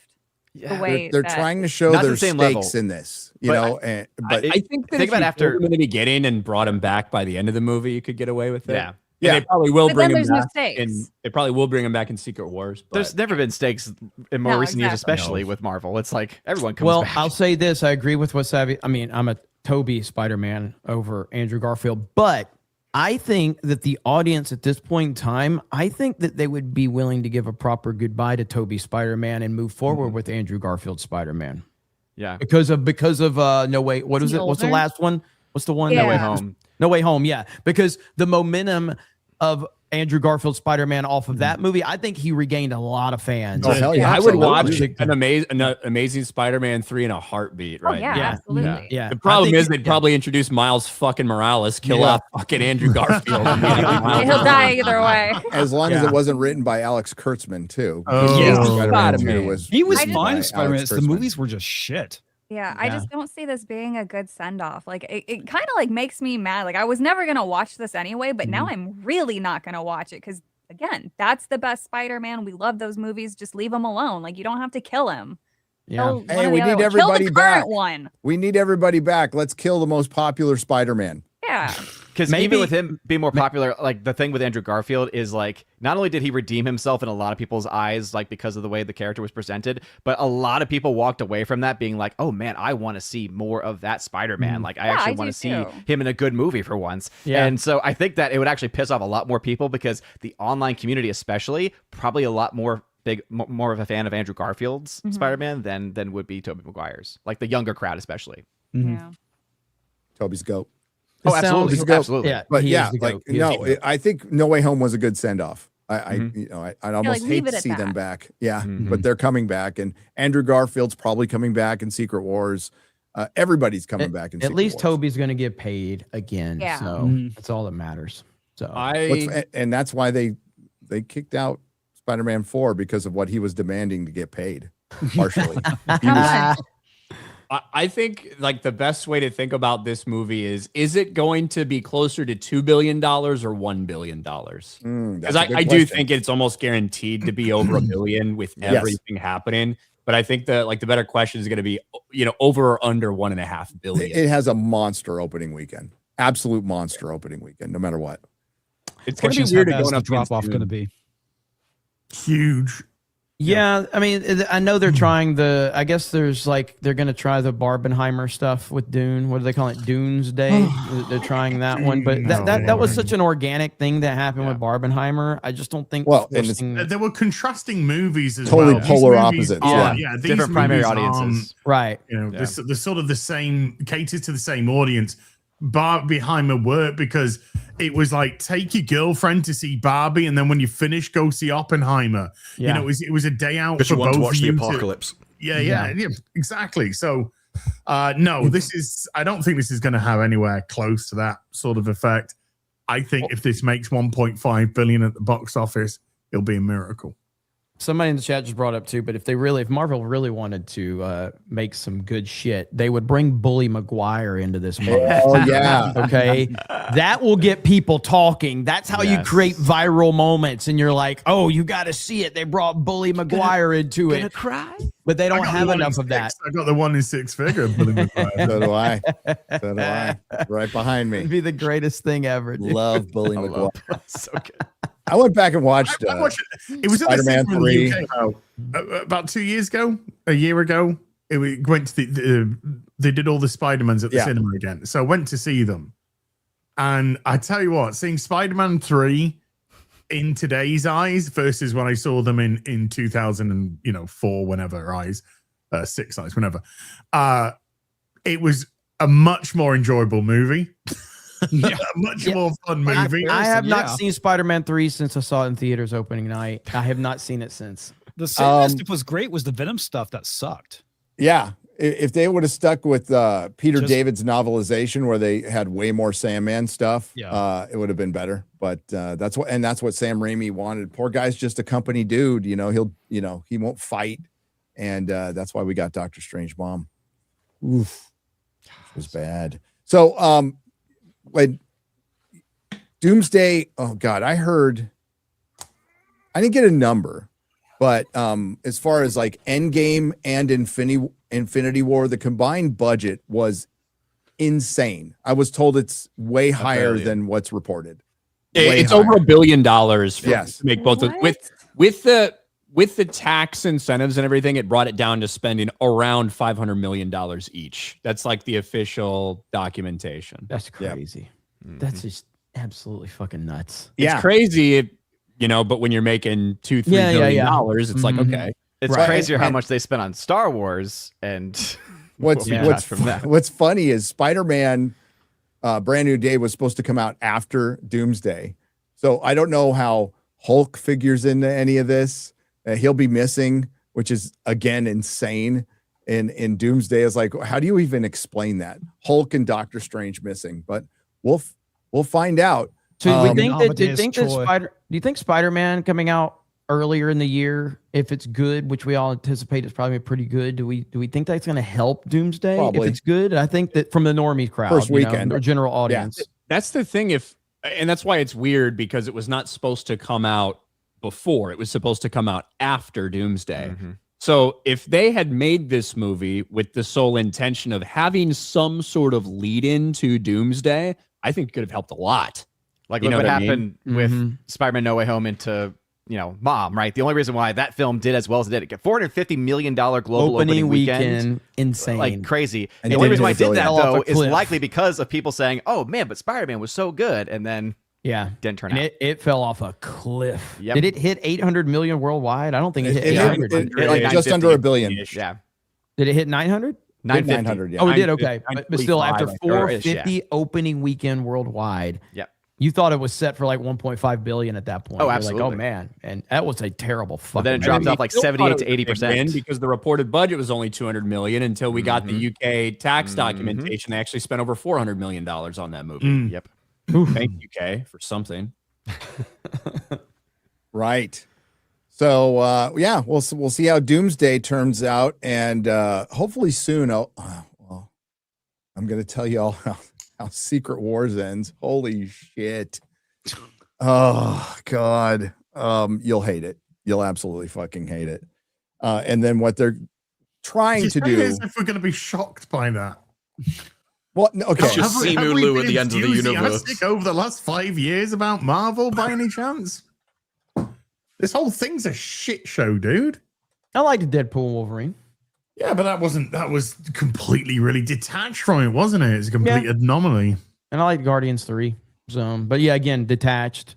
So I guess the main thing is, do they go full all new, all different? I mean, we've been getting bits and pieces of that, but do they really double down on it? Well, no, the whole reason why they're doing Doomsday is because they fucked up with it. That's the whole problem. I know. Yeah, but they're already on about keeping like Fantastic Four and everything around. If you're going to reboot the universe, fucking reboot just it. start from scratch. Yeah. Well, with everything. Well, turns out that Pedro Pascal's boyfriend might be Jewish, and so let's just say people's tunes have changed suddenly about him. What a coincidence! Wow. All that. Live by the woke sword, die by it. Yes.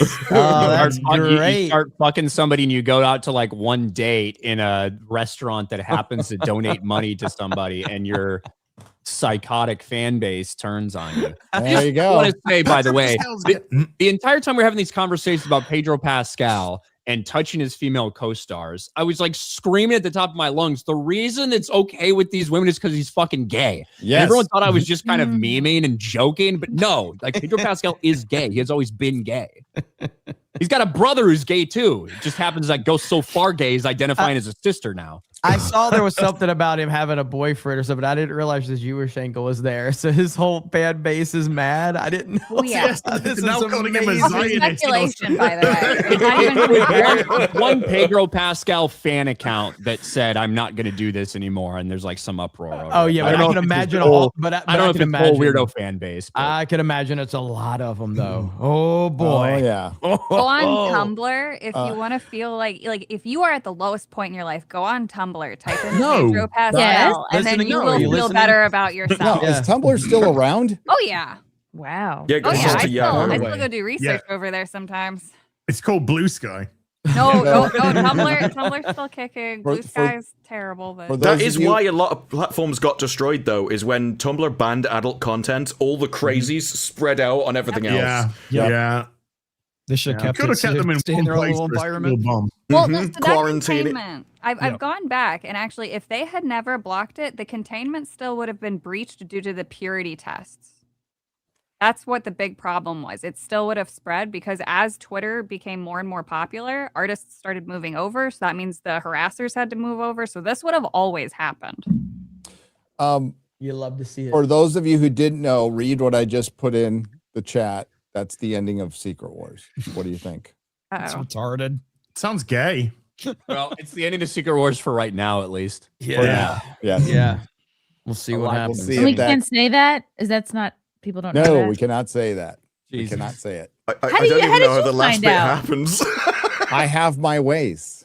Wow. I talk to people. People reach out to me You all taco. the time. I talk Talk to Talk people about and I about know it. things. I Talk about taco about it. Hey, I'll can say I- it like Az says it. Taco. Can we Tacos, can we yeah. taco about MegaCon real quick? Yeah, we could taco about. Then we're going to talk about lanterns. Okay, so I'm sharing my screen. So Gary titled this, by the way. Gary, I took your advice. The Importance of Pop Culture. There you go. That is our panel. Right now, we are listed on the MegaCon website for 10:15 a.m. on Saturday.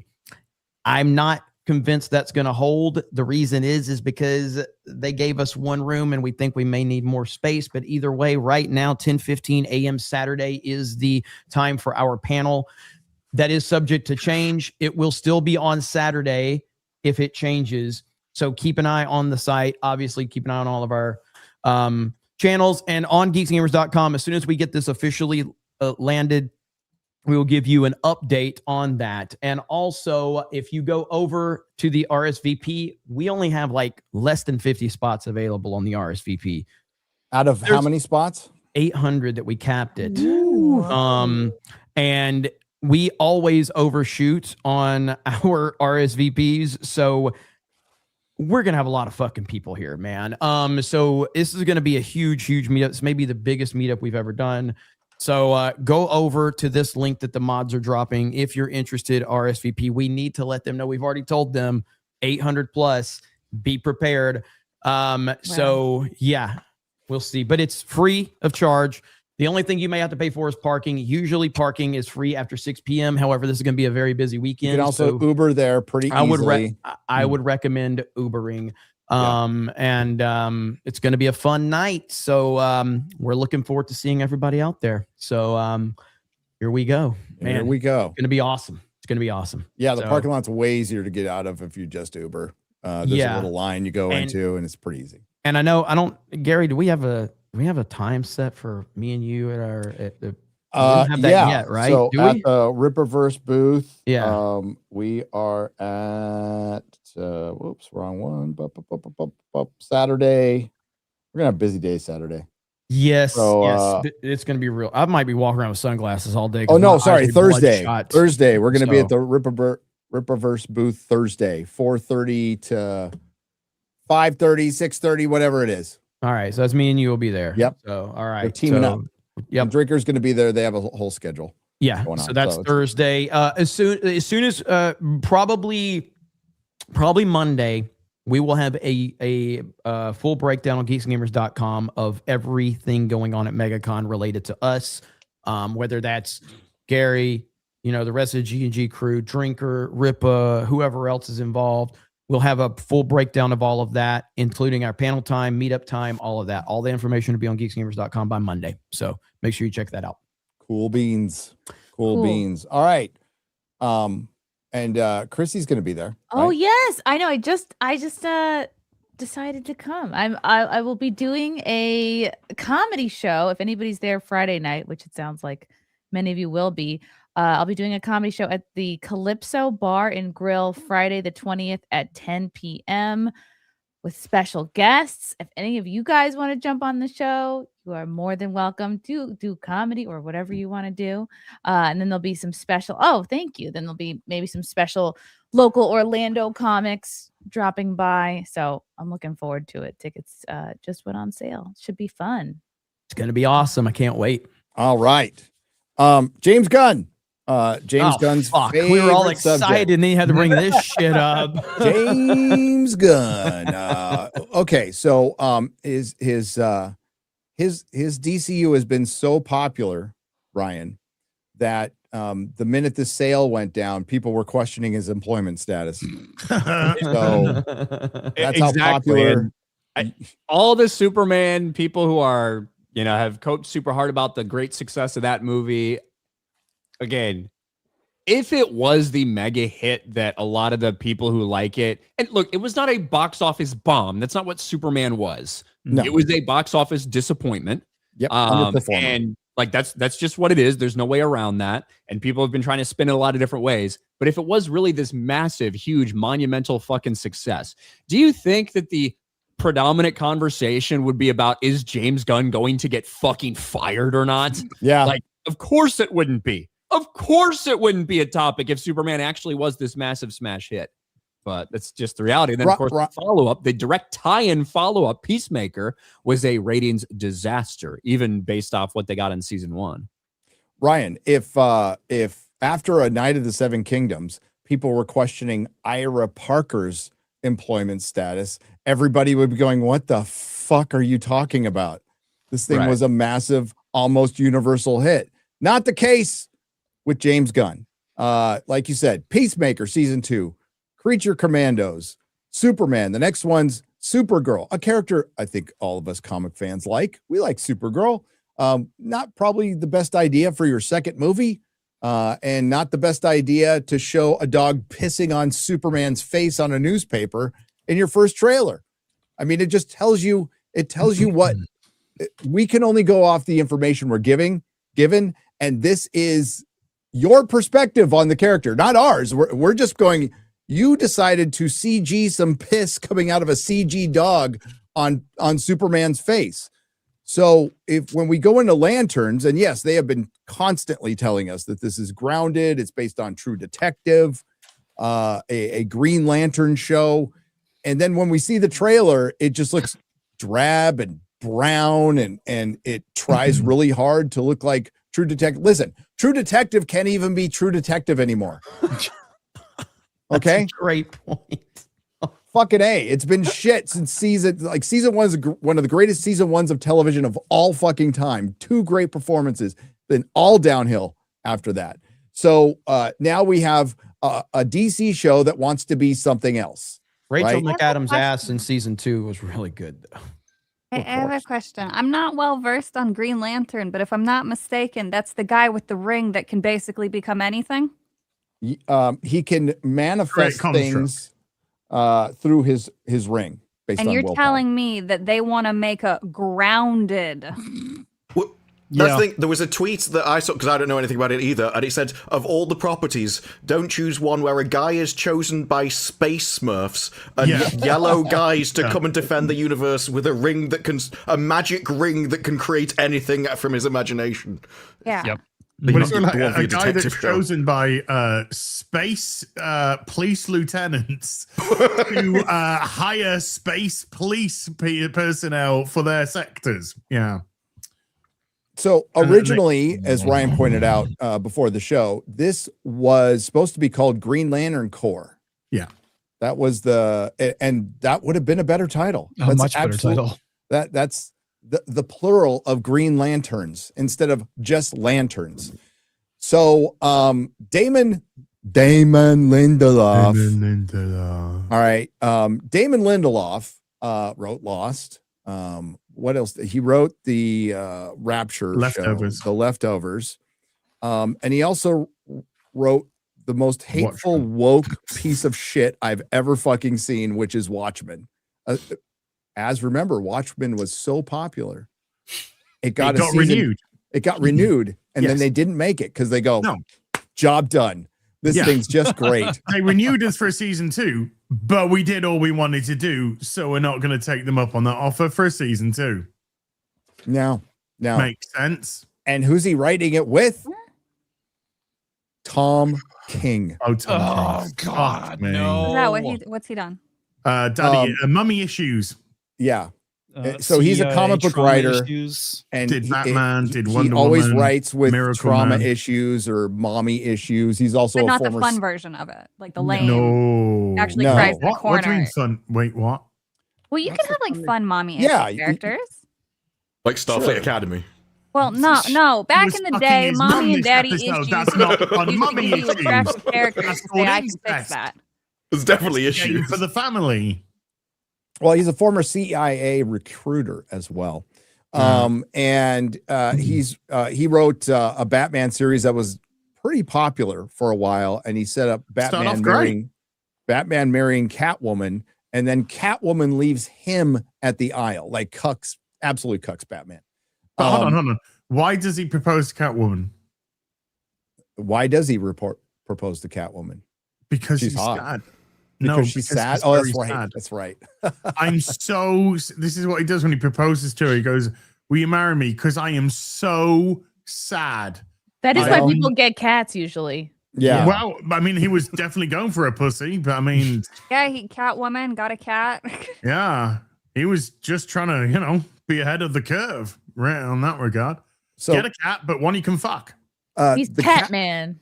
The casting for the show I thought he's was a different really character in DC altogether. This was the one show I was kind of looking until I found out who the writers were. I was like, oh, I like the casting of the show, and it looks like it has potential. And fine, if they're grounding it and they're being undercover, whatever.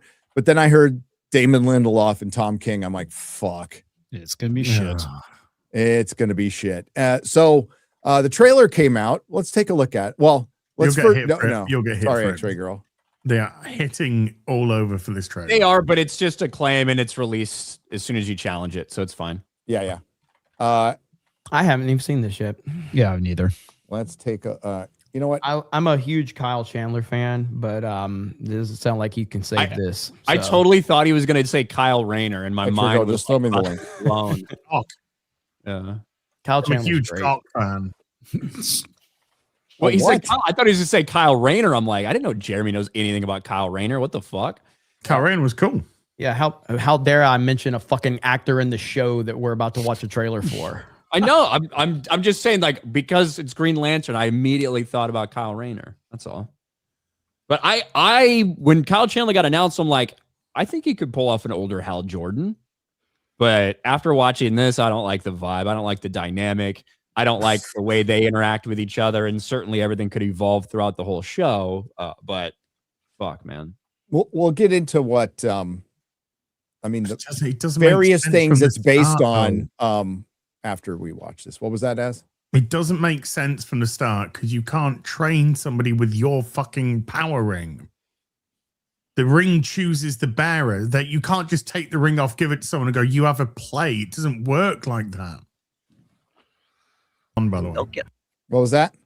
this is who's been touted for the next James Bond. Oh, The black guy? Yeah, Oh. Figure. I think that's a very outside chance, but he has been. Yeah. Yeah.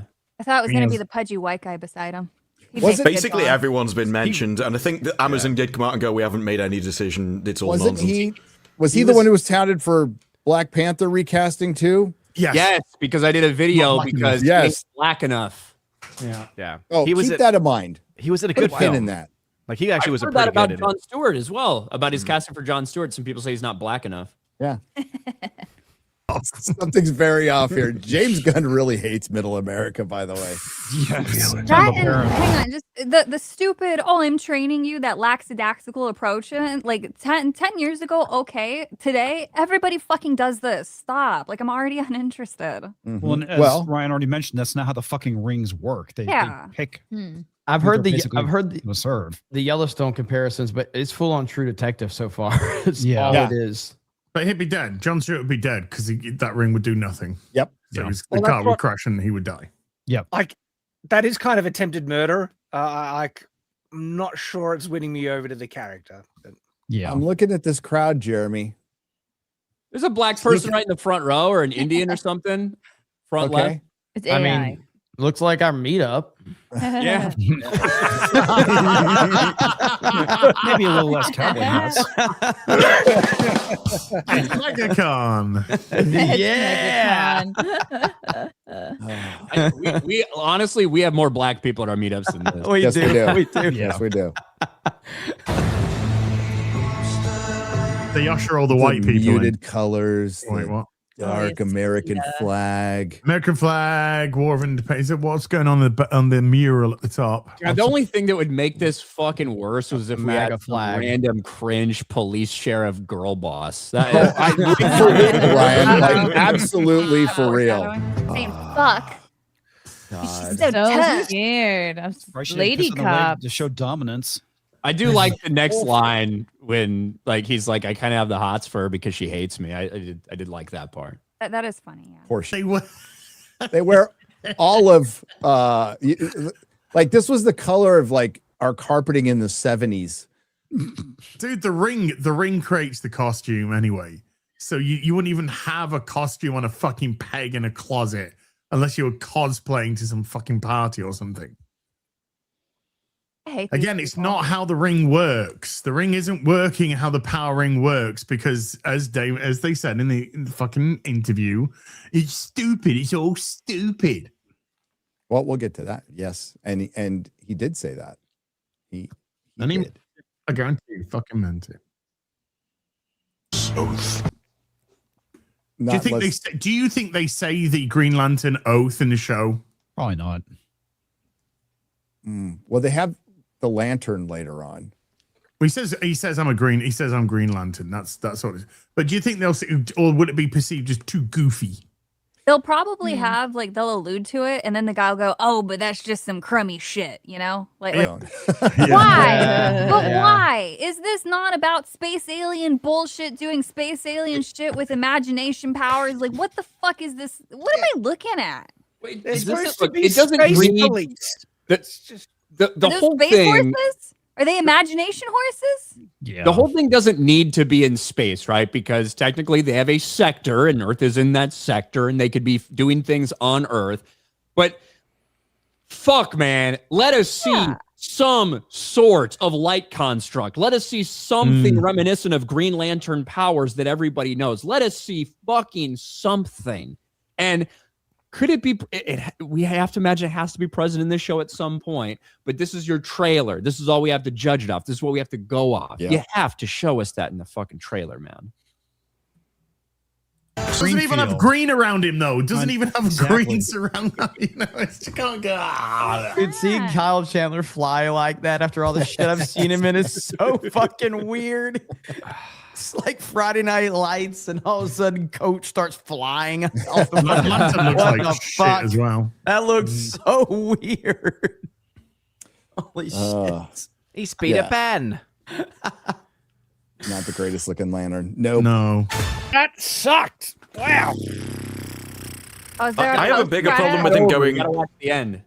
Oh, there's a stinger. Oh. Have you ever talked with the other lanterns? I'm the only human. Fuck. So, you know. Yeah, the ring automatically translates any other stuff. Yep. The But guy's I kind of guess cute. him and Kilowog don't get along very well. No, Like, I guess they're not else good in mates that anymore. matter. No. But- He's the only human. I thought there was another human Green Lantern. What's his name? The That one with the Guy long- Gardner. That's what I was just Guy going to Gardner, say. yeah. We Yeah. just saw Guy Gardner in Superman, which begs to question, like, what is this set in the past? Yeah. And if it's set in the past, does Hal Jordan fucking die in this? Yes. Show? That was the rumor. Probably. Yes, he does. Yeah. So that's the first time I've seen that trailer. That looks horrible, but I also think that it's very normie friendly. What's the reception been like? Ass.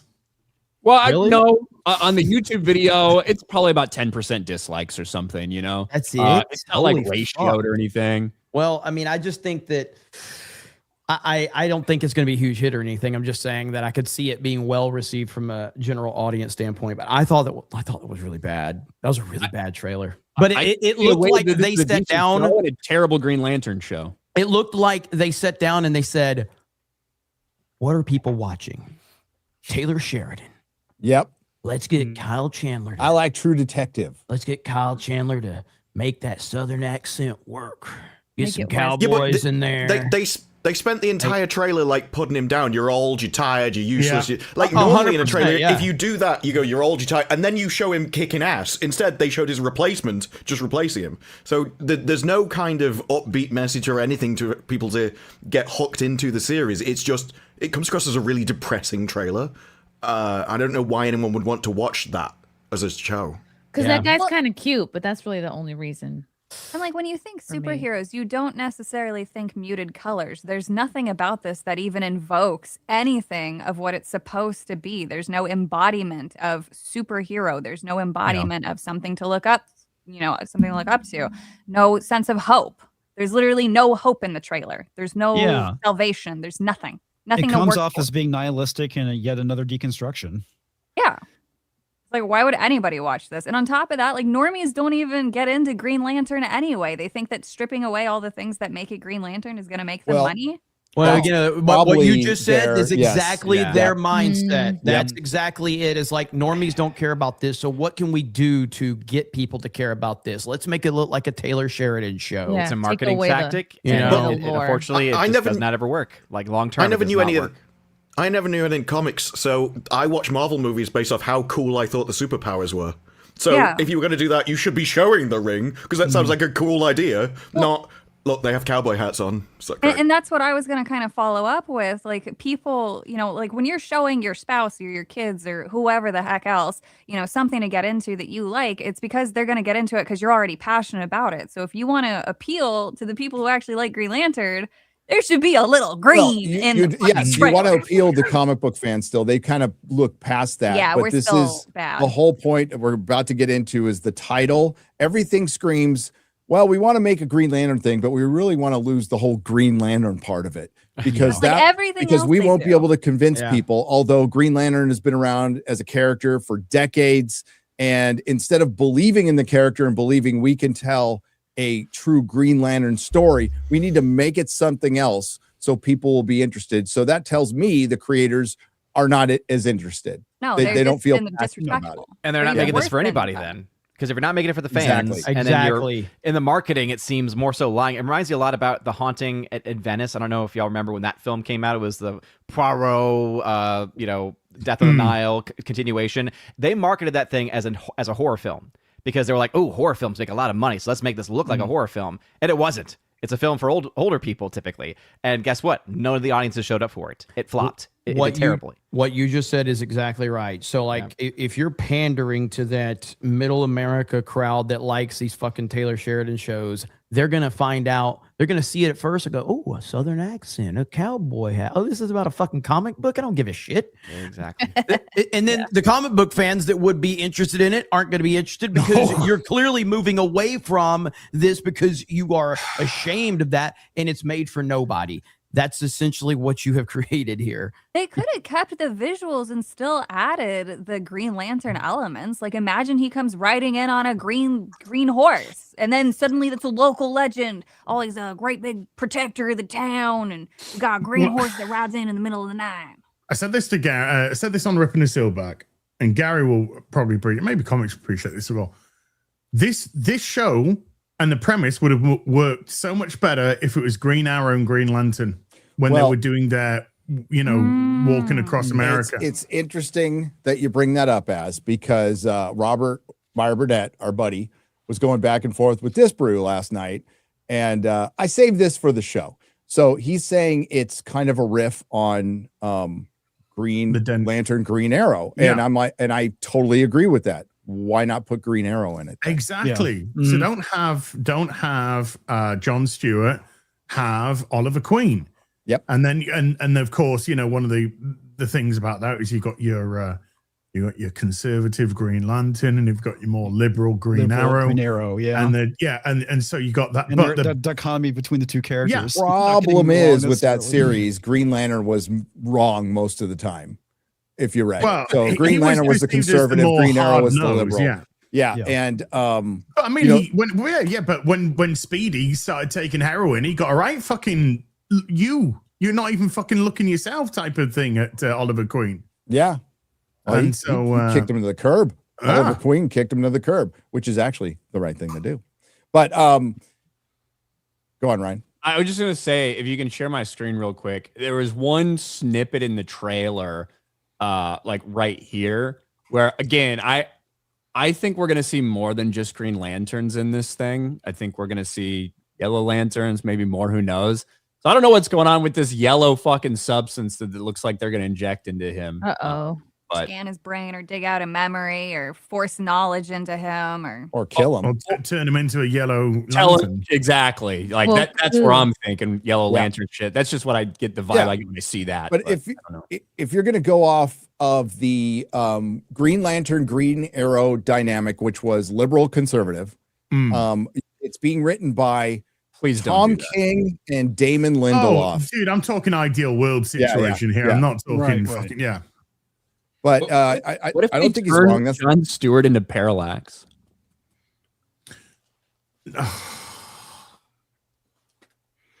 Well, this is the retcon parallax, if it would be that, because it'd be the retcon parallax that operates on fear, and that there was always a bit of parallax inside the lantern, the battery on Oa. So it would have to go really kind of off kilter, but they needed to justify Hal Jordan's changing to parallax when they wanted to bring Hal Jordan back. So they did that whole thing.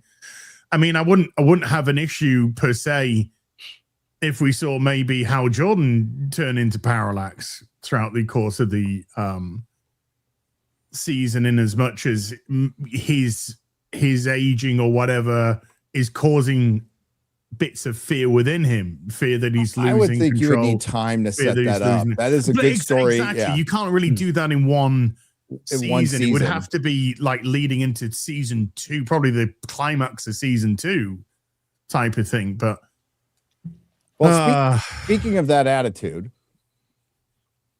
Oh God. So by the way, you just pause announced for a a green- second. This is Damon Lindelof, the writer of Green Lanterns. Sorry. The guy on the mic or the one he's talking to? The one who's about to speak. Okay. So you just announced a Green Lantern show. It's called Lanterns because we all agreed that the green was stupid. So Right. So What? now it's just lanterns. So Green Lantern, the lantern. So you can make anything you can imagine. That if you have this magical ring, Right. Yes, and the fights are still close. Yeah.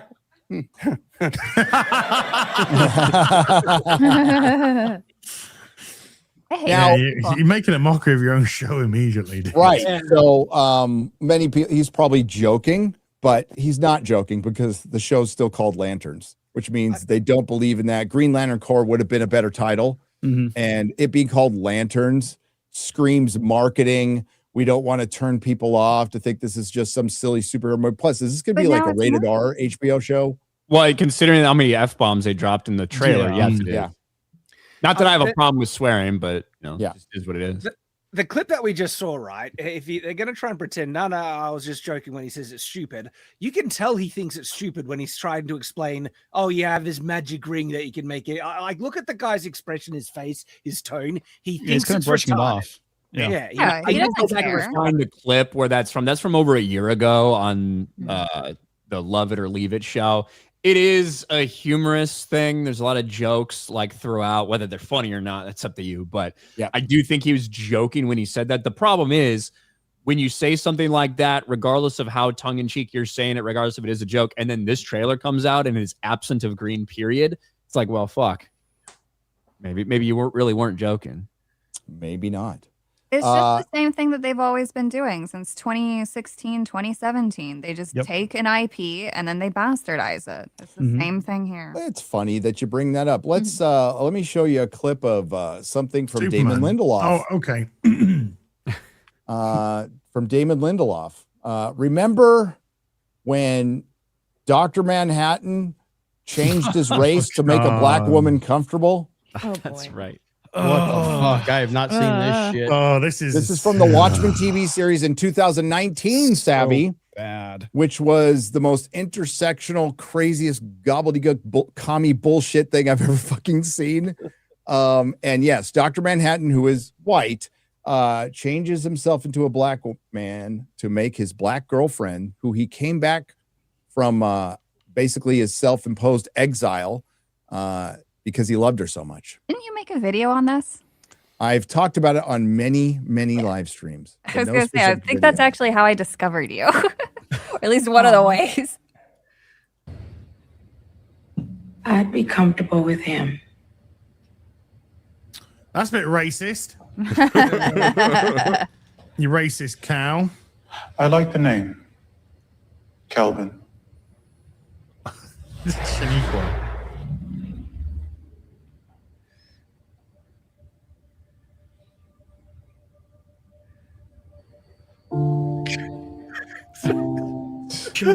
Hang on, is that them What? putting him in blackface? Yes. Oh, Yeah. no. Literally. What, and a corpse. She's like, Yes. she looked at the corpse. And went, yeah, I don't want that walking around. Wait, Yeah. this one makes me feel comfortable because he's dead. Oh, Lord. Same here, girl. Dead But he still has his little symbol on his forehead, just so we know that this is Dr. Manhattan now. In case Putting we on couldn't tell the blackface. black people apart in the show. Yeah. Well, he Like goes a into fake blueface later, which looks even sillier. Oh, But God, yeah, and it yes, does. this is the same actor who played Black Manta and Wonder Man. So he's been in 3 superhero things.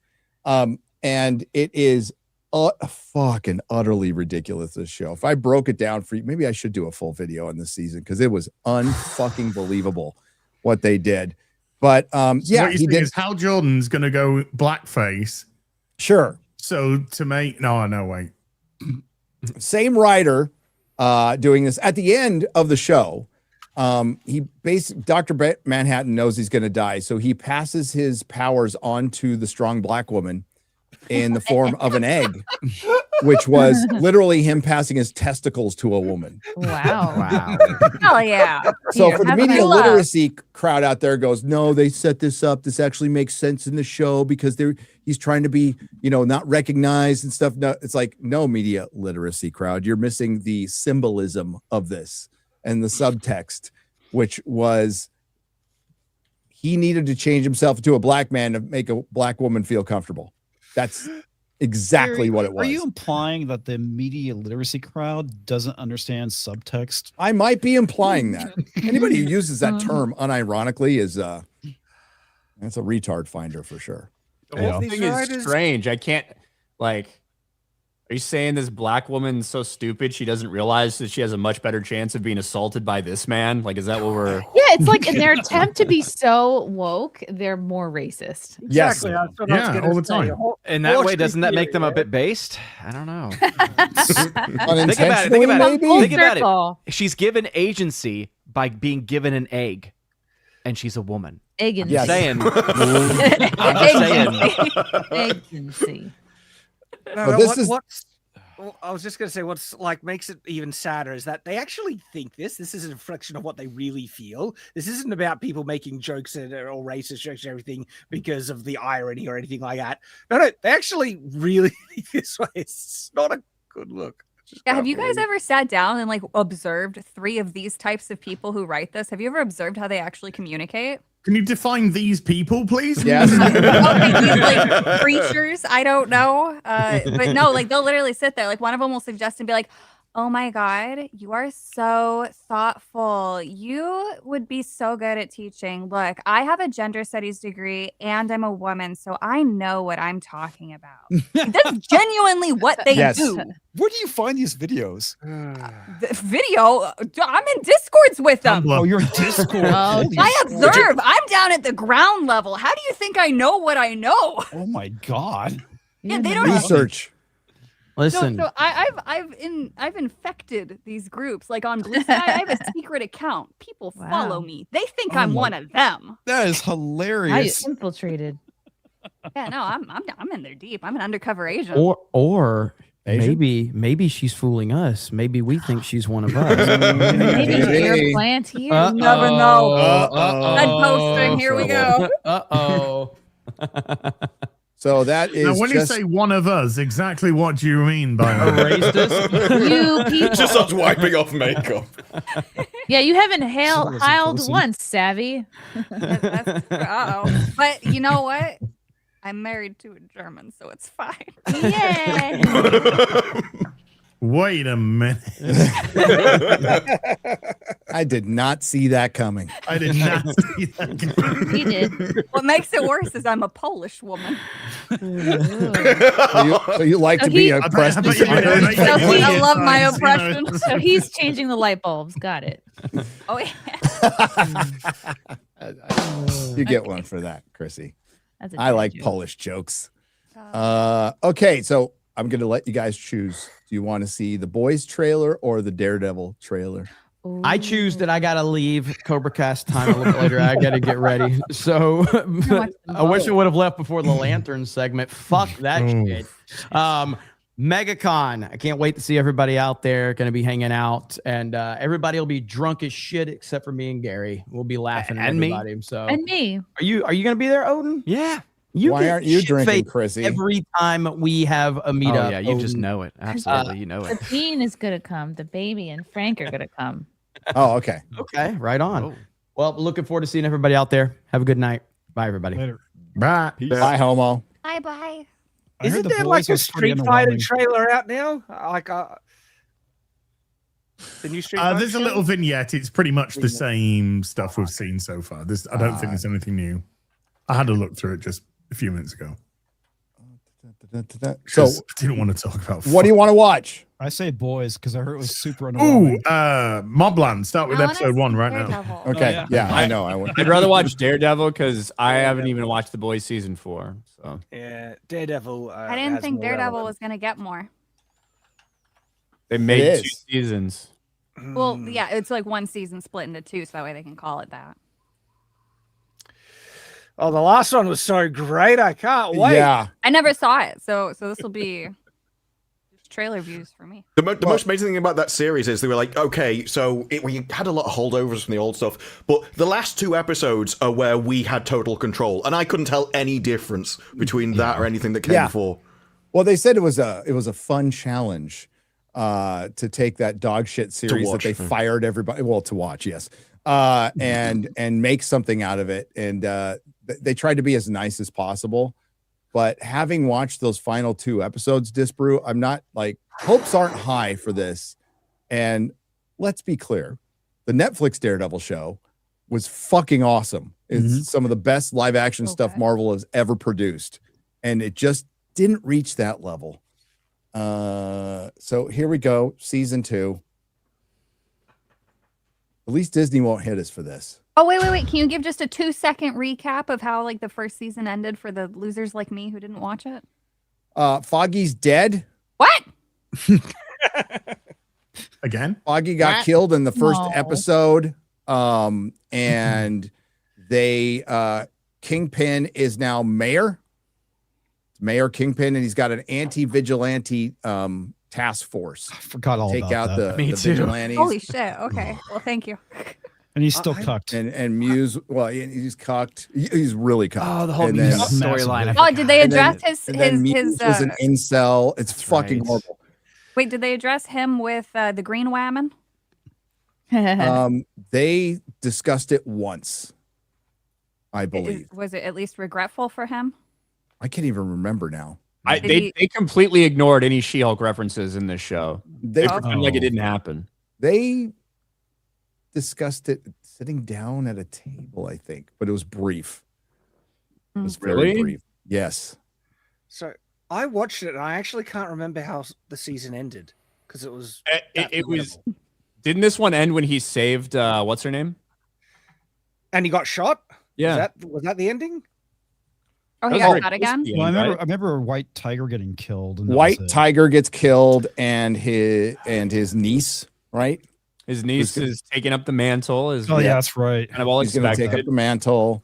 I think my favorite scene was where Daredevil told a criminal that he shouldn't go to jail for his crimes because it harmed his ability to parasite off the state. Yeah. Yeah, and he was talk to a just social stealing because he worker. wanted fucking like sugary cereal. It's Yeah. not like he was stealing bread or something. Like they always try to, hey, he was stealing bread to feed us. He was stealing a bunch of sugary snacks that he liked. Yep. Fucking piece of shit. But I just Yeah. want something sweet, man. They took Muse, one of the best modern villains of Daredevil, who like paints in blood, and he's Daredevil's essentially, he can't see him.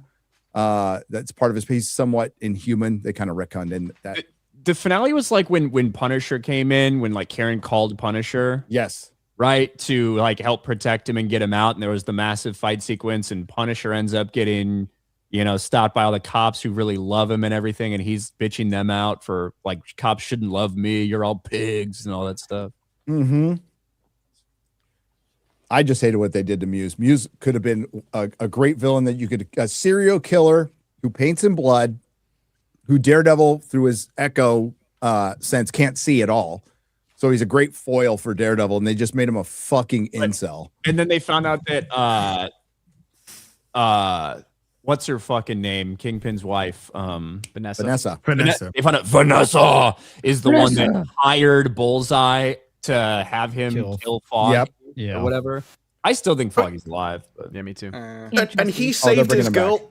He saved his girlfriend from Muse, and then she like had a go at him for saving her life. So you never do anything for me. It's like what? Yeah. It was so dumb. Oh, dude, it just got worse. I saved myself. I can't believe you're violent to these people. He was about to murder you. She saved herself. Yeah. So we got Shadowland costume Daredevil here. Let's take a look. This has gotten so out of hand. I feel liberated. Can you stop? Jessica Jones is back. That's Jessica her. Jones. Did he lose weight? Yeah. Yeah, he did. Looking gaunt. He got Ozempic. No. there's a shot of him. Oh, never mind. No, he still looks smaller. He looks smaller. It was an optical illusion. He's not as big as he was. Look at He's his not face. as big as Yeah, he look at was his face. before. He's just pregnant. Is he pushing his shoulders back to try and make himself is. look bigger? Yeah. Maybe. Probably. Not alone. So what's next?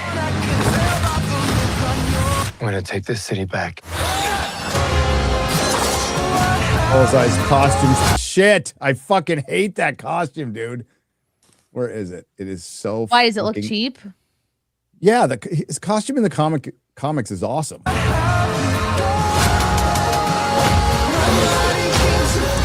This should be tons of fun.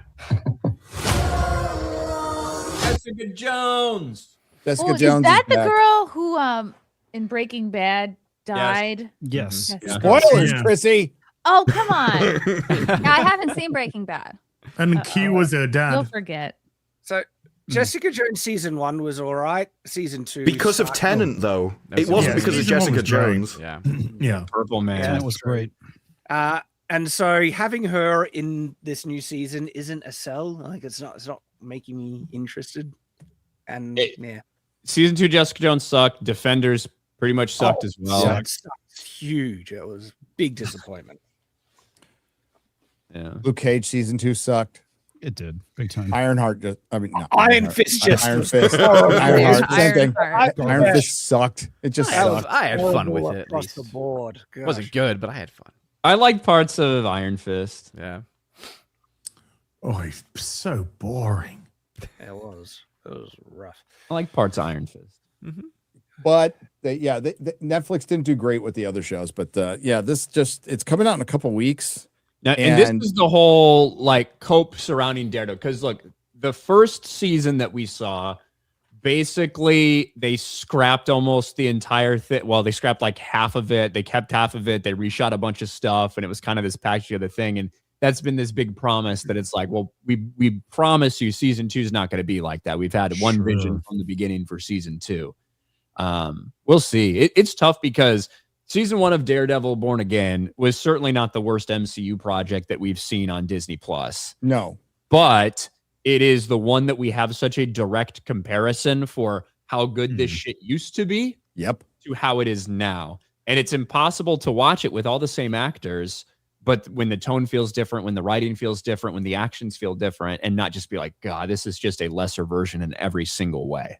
Did they still do the endless continuous fight scene?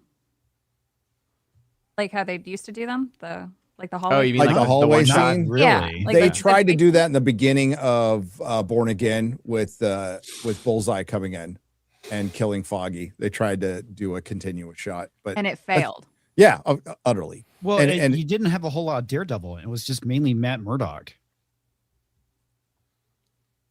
Yeah. Is the series called Daredevil? well, that's another thing. Allegedly. That's my only criticism of season 3 is he's not in his costume the entire fucking season. He's just back into the costume from season 1, which bugs the shit out of me. But I still liked it. I still liked it a lot. But it just seems like a massive issue to me. So season 1, his friend dies, and his decision from that isn't to double down and save people so no one else goes through what he has. It's, I'm just going to let everybody die so everyone suffers like I did. It's such a... the Dark Knight Rises type of philosophy. Well, that's why we needed, at the very least, a whole episode of Foggy, Karen, and Matt. Yep. So we can understand their current dynamic and what they're talking about. And depending on the reasons that like Foggy's trying to tell him to not do this and stuff like that, if you had a whole hour-long episode with them, maybe I could buy that after all these things that Foggy said about these reasons that he didn't want him to be Daredevil anymore and blah, blah, blah. And maybe him being Daredevil and suiting up again is the reason Foggy dies or whatever.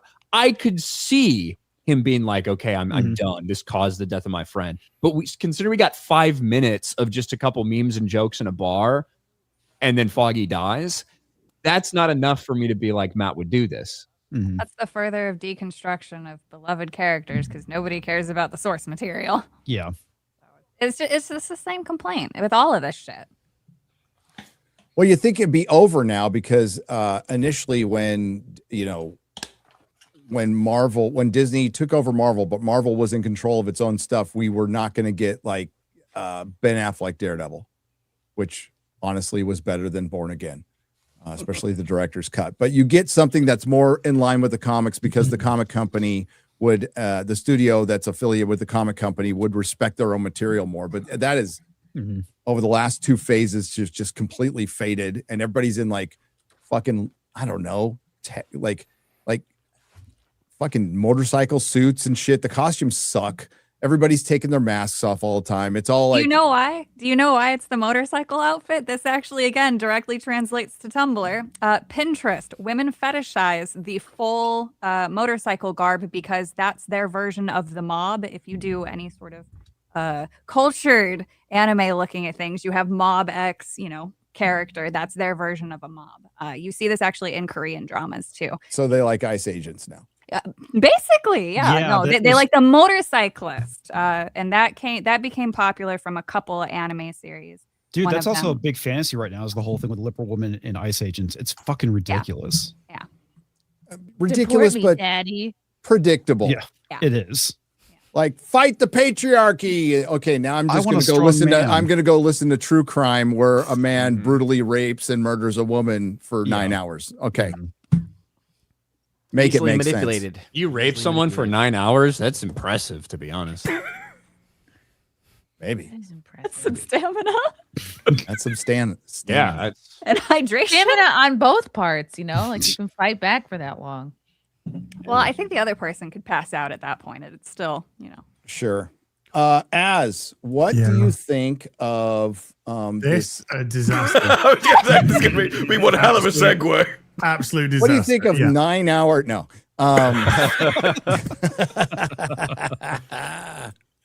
It wasn't my finest hour. Your finest 9 hours? 9 hours. Yeah. Well, you've been experiencing it with You've been experiencing with Star Trek Academy. So. Yeah. I'm trying to fight back, but what do you think's going on here?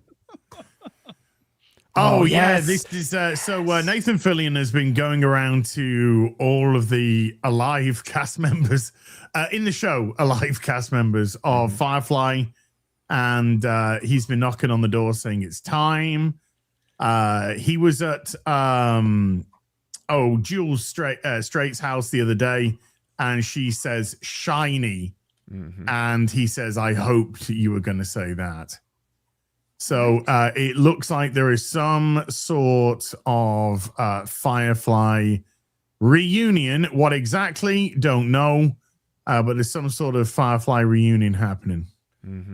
But he did confirm that it will not be a podcast. It will not be for a. It also will not be for a convention meetup either.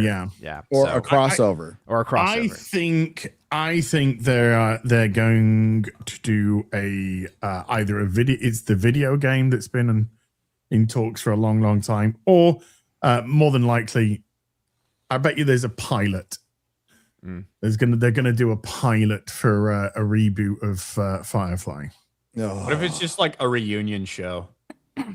That would be the biggest fucking disappointment. That would be the biggest letdown if they're Yeah. doing all this and it's just like, yeah, we're going to be sitting around, but that would be like a podcast, right? Yeah. So, Yeah. okay, let's just say it's I've a been show. waiting for season 2 to come out on streaming before I give season 1 a watch. Firefly's fucking awesome. It's a great cool. show. It's amazing. Serenity's a great movie. Serenity, yeah. There Serenity is somebody season. missing from this scenario, though. Well, there's Wash and there's Ron Glass. No, Jane. Well, he's a conservative. Yes. So Yes. he's not allowed there. Well, But also, isn't the the person- creator Joss Whedon? Yeah, I was gonna say that's the person who's missing is Joss Well, Whedon. there's that. Yeah. But the Yeah, Adam well, yeah. Baldwin, they haven't gone up to Adam Baldwin, who's still very much alive. And Yes. he's a without cool guy. like, Really cool without- guy. without Joss Whedon and Jane, fuck this show. It's not Yeah. gonna get out of here. Jane's got to be there to be Mal's foil. Yes. Yes, Absolutely. and we are getting a Buffy pilot without Joss Whedon. Without a lot of characters. People are saying Adam Baldwin was in today's video. Oh, Was he? Oh, There you go. Oh, Oh, look Let at me that. jump to, Let's to find today's Nathan's, video. See if you can Instagram, find it. yeah. See if you can find it. Yeah, But who would write it? You know, without Damon this is- Lindelof.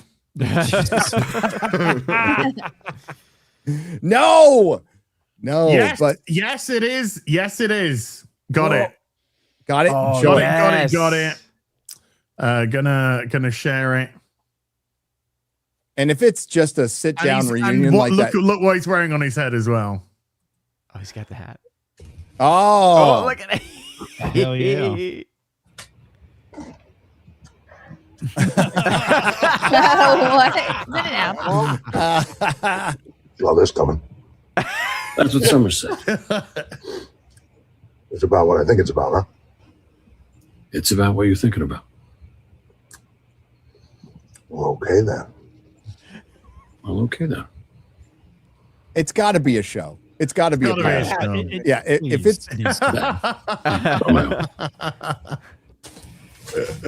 if it's if it's just them sitting around like that Harry Potter reunion, that would be, you're right, the biggest disappointment in right the world. off. So we find out on the 15th, right? They announced that on March 15th. I think it's going to be at a live, they're doing a live podcast at a con in DC, and I think that's where they're planning to announce it. Okay, then it's definitely not going to be a podcast about a podcast. So it has. No, they've already said too. He's also said like it's not going to be. he said it podcast. wasn't going to be a podcast. It was in that tweet Yeah. there. So some of you have guessed Well, convention, podcast, or crossover. You are wrong. Well, it's going to be. I mean, obviously, Ron Glass has passed away in real life, and he died in Serenity. Right. Yep. But if he goes to Andy Tudyk's house, Alan next- Tudyk? Alan Tudyk, not Andy. Sorry, Alan Tudyk's house next. Andy. That's going to be interesting because that's going to throw a few cat amongst the pigeons. Well, he's pretty dead, and He's- that was yeah. unquestionable in Very, Serenity. very dead. Unless they do But, some but it sort also of means if clone he thing. does, then Then it's not the a show. chances of a show, go down. That character's death hurt as well. I really liked Wash. Ah, it's It brutal. was a good death though. I believe on Which one are you going to save? Your captain, your So, no, like- companion, or him? You know, it'd be funny if That one. if Nathan Fillion went to Joss Whedon's house and said, "What are you doing?" And he's all haggard, you know, drinking, not much. You want something to do? Okay. To a 9-hour rape session. Why? Oh my god. Oh, but yeah, without Joss Whedon, I don't know what they're thinking, but it's Disney, so it's That's the other Disney. issue. So I That's the have other issue. issues. They're looking good. I mean, I have to say the majority of them looking really good still. It's crazy. Yeah. Hollywood. Well, Jill Strait she looks fantastic. Summer Glau looks fantastic. Morena Yeah. she looks fucking fantastic. Well, you know, she's the women always looking looking great. Gina fantastic. Torres looks great. Yeah. You know, the women looking superb. And you know, he looks a bit haggard. Yeah. I would too if that was my family. Dude, if Joss Whedon was involved, I'd be way more excited. But I would also remember that, you know, Russell T Davies came back to Doctor Who. Yeah. And So I don't think he would be the same person. But for the record, I don't think Joss Whedon should be canceled. Mahler and I have talked about this a bunch. He pussed out. He absolutely pussed out. What he was canceled over was for being a dick. Now of course he's got massive TDS and all that, but that shouldn't get him canceled. He was canceled for being a dick to Ray Fisher, which I completely understand. He also told Gal Gadot that he didn't want to, don't give me your fucking notes on a script, which I totally agree with. I don't. I think he was basically being a director. Those things were icing on the cake. That was all the Me Too stuff. Well, and then it was Charisma Carpenter coming in and being an opportunist. Correct. Because she wanted to do her Buffy radio drama or audio drama and maybe turn that into a show because she has no career. Was Joss Whedon a dick on the set? Sure. Sarah Michelle Gellar always hated him. Like always hated him. That's nothing new. That was known even back in the show. And we'll see because we're going to see Sarah Michelle Gellar's Buffy coming up soon. We'll see what the difference is. But no, the guy, and he just kind of pussed out, which sucks. The issue is that, yeah, you can bring people back and they may have changed, but if you get rid of them, it definitely will change. Because you either have someone trying to impersonate their tone, which will always fail, or they do their own tone. And there's very few people in Hollywood seem to be able to write something good at all now. So they're definitely from the new order as it is anyway, as sort of a guarantee. And I think, yeah, you can get all the people back, but it'll feel like a husk of itself if you don't have the same level of writing, just like Daredevil did. The actors can carry the material all they want, but only to a certain point. Speaking of that, considering how much we shit on all these fucking people for blaming the fans or blaming the audience, all this bullshit, I thought that this was refreshing to hear from Stephen Amell. We've been talking a lot about Arrow and stuff, Green Arrow in this, and I don't think that Stephen Amell is like, oh my gosh, he's one of the best actors out there, right? But I think he has like a niche, and I actually really like him in a lot of things. But Gary, that Suits LA did not work out very well for him. No. They got a lot of interest after Suits blew up on Netflix. They decided to do a spinoff, Suits LA. I watched the whole thing. It got canceled. It wasn't as good as the original, but I would have probably watched more. But Stephen Amell blames himself for its failure. Wow. And I actually really enjoyed hearing this. He's sitting down in the Michael Rosenbaum podcast or whatever. This loops for about a minute and a half or 2 minutes, but I think it's good. And then he says something at the end that's really good. I mean, last time you were here, you were about to do Suits. Yep. And you were pumped about that. And what happened? It wasn't good enough. Did you think it was good enough? That's a tough question. It is a tough question. I mean, ultimately, it's a failure. I think that anything that ends not on your terms is a failure. It's not a complete failure because you've probably been in a pilot that hasn't made it to series. Yes. I've been very fortunate. I've done 2 pilots. Both have made it to series. I've done a show that lasted 2 seasons, got canceled. Right. Did I think it was a failure? No, I was proud of the show. Yeah. I mean, Heels was 2 seasons that got canceled. Great show.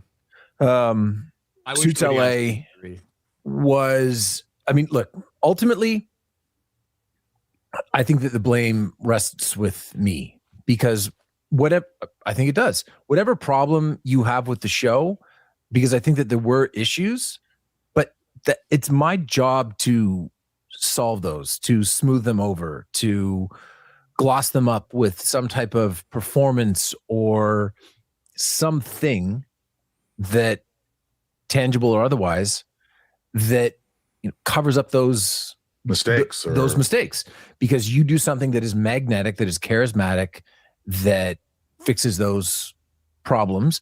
And I didn't do that. I didn't find anything ultimately with Ted Black, that character, that translated, that smoothed those things over, that gave us a chance to keep going. I don't know about that. I mean, if you handed a steaming pile of crap, no matter what performance you put on it, isn't going to redeem it. He's always been a very, at least on camera, and obviously we don't know behind the scenes, but on camera, Stephen Amell's always been very humble in everything that he's done. He's always been very grateful for the opportunities that have been afforded to him. When he did his little bit with Cody Rhodes as well for actual wrestling, which then led into the Heels TV show. He's always come across as a really decent man in an industry full of what's.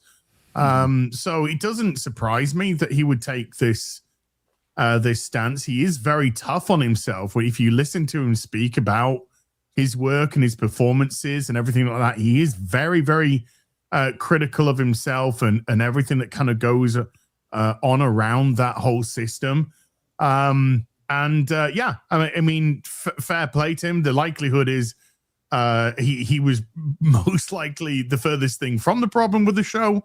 But it's very nice to see somebody taking responsibility and at least highlighting what a lead character could bring to a performance or could bring to a show, which might solve or just at least disguise some of the other issues that are going on.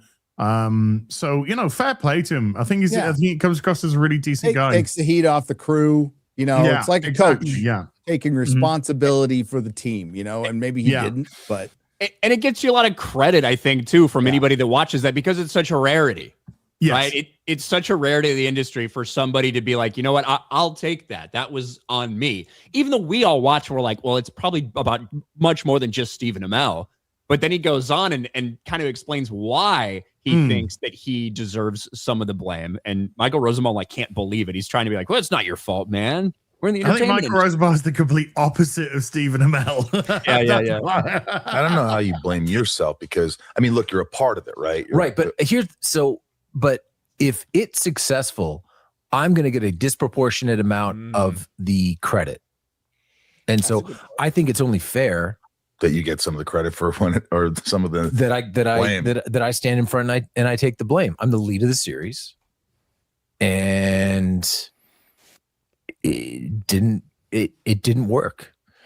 So I just, for as much shit as we give actors all the time, I respect the fact of him standing up there and saying, I deserve some of the blame for this shit. Ryan, if we got more of that, people would be more sympathetic to Hollywood and they would watch more stuff that that's something we talk about all the time. It's like, we're not asking you to change your politics. We're asking you to be a little humble. Remember the entire audience. Remember you are representing a crew and an industry. And it doesn't mean, especially when you get personal and you start going out, when people go after like MAGA, it's like, love them or hate them, they are your audience and you need to keep them in mind. And nobody's asking you to change your politics. Just show them respect as customers. Because what you need, and I talked about it in my last video, Hollywood needs fucking customers right now. More than ever, they need customers. And they're losing them daily. And a lot of it has to do with their act on a red carpet because they get suckered into something by Mark Malkin, who's a genius at his job. And he's provided us a lot of entertainment. So we are grateful for it. But if we had more people just asking humble or acting humble or going out there, a director or producer going, you know what, I fucked up on Star Wars. I fucked up on Star Trek. I did my best. We screwed up. We've listened to your feedback. Even those of you who are calling us pieces of shit, we've taken it to heart and we're going to try to do the best we can. We hope everybody watches it. We hope everybody enjoys it. And we rarely hear that. We rarely hear that and it's amazing because stand-up comics, actors, do a really ballsy thing. Going out, stand-up comedy is a little more ballsy, but they go out there and they perform in front of people and you're getting like instant feedback and you're seeing the feedback on social media. But you're also, stand-up comics and actors are some of the most rejected people on the planet. And I don't know why they take that. They don't have that intestinal fortitude when it comes to just criticism from the public, right? You would think they would be a little tougher, but they're not because they have to deal with all that rejection. It's part of LA, right? Is being rejected or bombing on stage, but they don't. They turn into giant fucking pussies and they lash out or say something incredibly stupid. Like Steph sent me 101 clips. That's just from this year that I could have just placed in my video.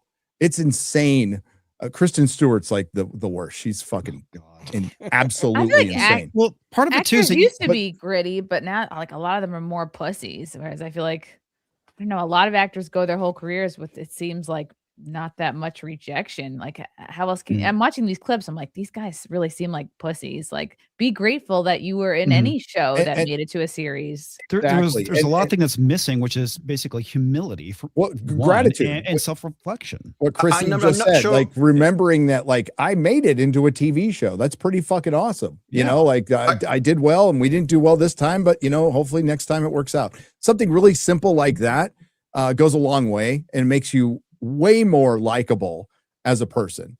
And I'd like to see, you know, it'd be great to see companies, directors, producers coming out and saying that too, you know, just going, you know, we tried, but we do thank everybody for watching. Something simple like that. It would erase a lot of problems because they have a really fucking bad reputation right now and they've earned it. Sorry, Disbrew, go ahead.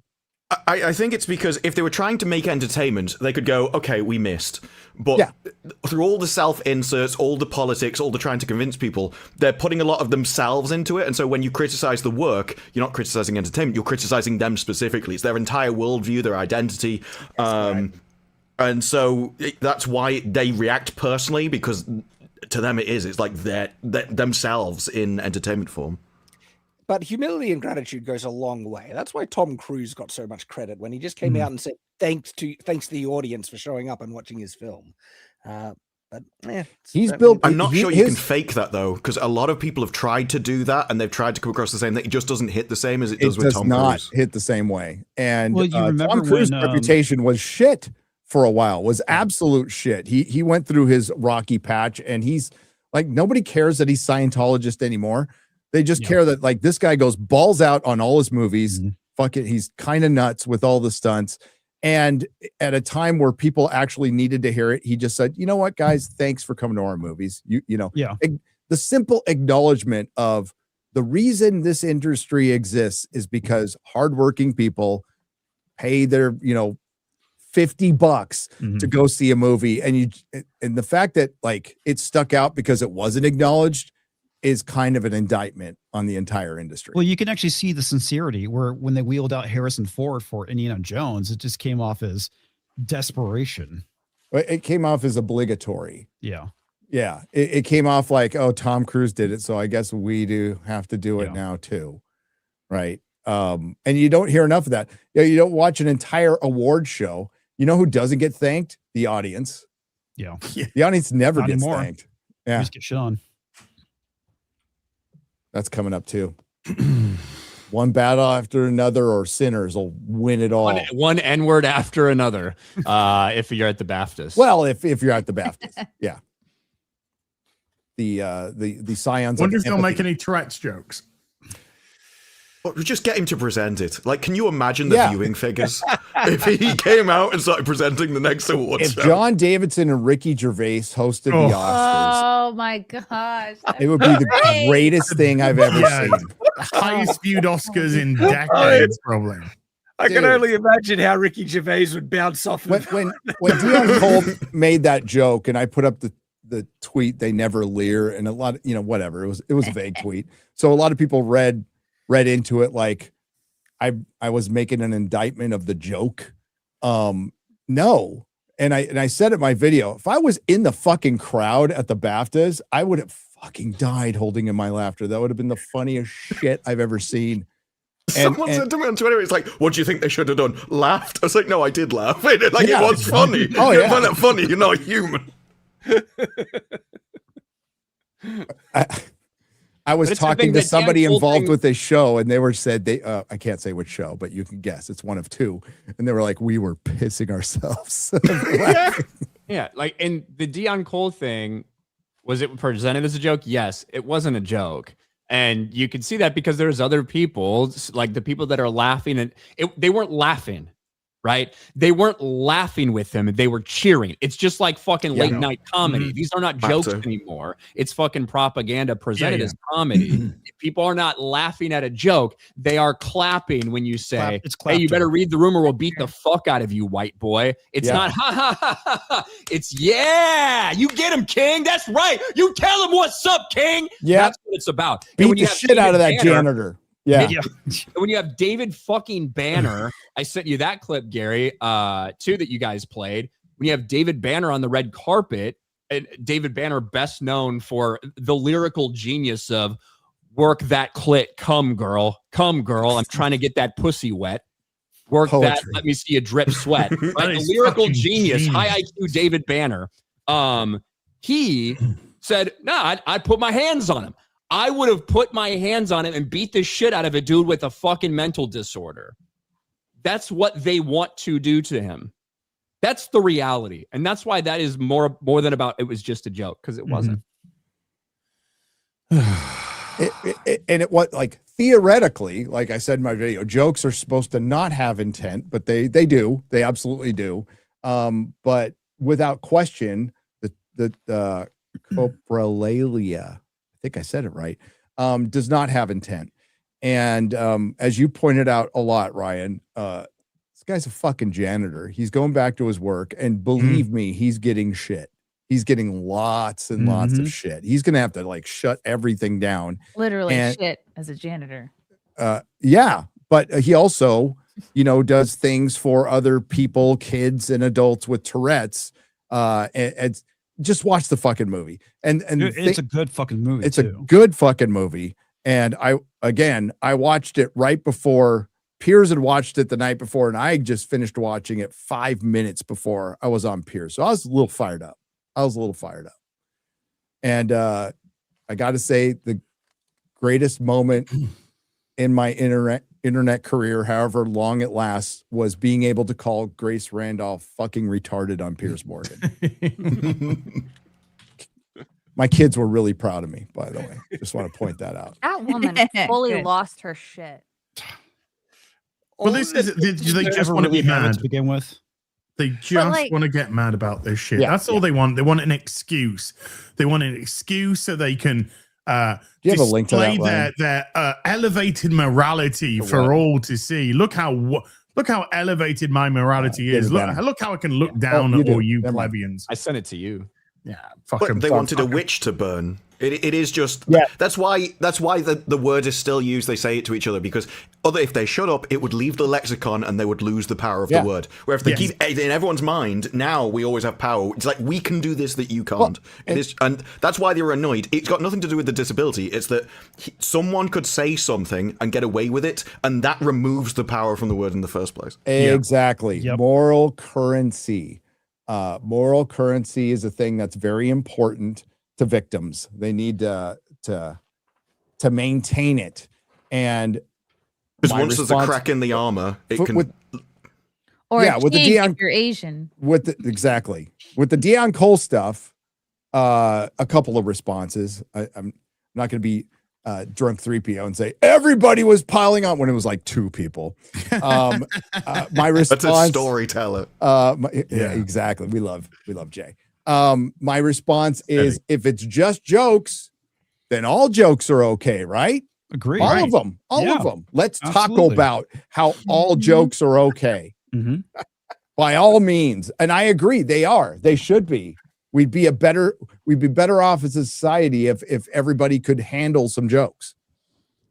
Right, Chrissy? Mm-hmm. Yep. No one is so special that they are exempt from being made fun of. Exactly. Equal opportunity. Hollywood would like to disagree with you. Yes, this is David Banner, who maybe he's acted in a couple things here and there. I know him from like his rap music and he's producer and shit like that. This is David Banner talking about it. We all saw what happened with Daredevil and Michael B. Jordan at BAFTA Awards. How do you feel like that could have been handled a little bit better in regards to the racial slur and SAG-AFTRA not really responding and reaching out to them after? White people do for white people, and I don't know why we're surprised about it. I wouldn't go back again if I were there. Because if they really respected black people, they would make sure that we were protected. You know, if it really meant something to them, they would have made sure that nobody else heard that. They had the power to edit that, you know, and I'm tired of black people always having to take it. I don't know if I would have took it the same way, and maybe that's why I'm not in the same position. I think I'd have put my hands on that white boy. Do you know what, Gary? Do you know what this is? Wow. What an uncommon reaction. What a pussy. No, yeah. Do you know what this has got the exact same reaction as? When remember the Oscars a couple of years ago when they got rid of all the homeless people so they could host the Oscars, and then I couldn't remember which black lady it was that took the stage, and she went, "I nearly traded in my 6-inch heels for marching Regina boots." King. Regina King, yeah. From the Same Watchmen fucking show. Bullshit bollocks fucking energy from this pussy. Hit play. Let's hear the rest. She didn't hear that. Talking about his publicist. I know she didn't hear that. She'd have jumped on my back. I know you're going to leave it in there. And the interviewer said, I love you. Of course. And that's what I'm saying. The Dion Cole thing, the reason everybody was clapping and not laughing is because it wasn't a joke. Yep. Nope. That's their reaction. Somebody said the N-word who has a mental condition, and they think that they should have the shit beat out of them. Mm-hmm.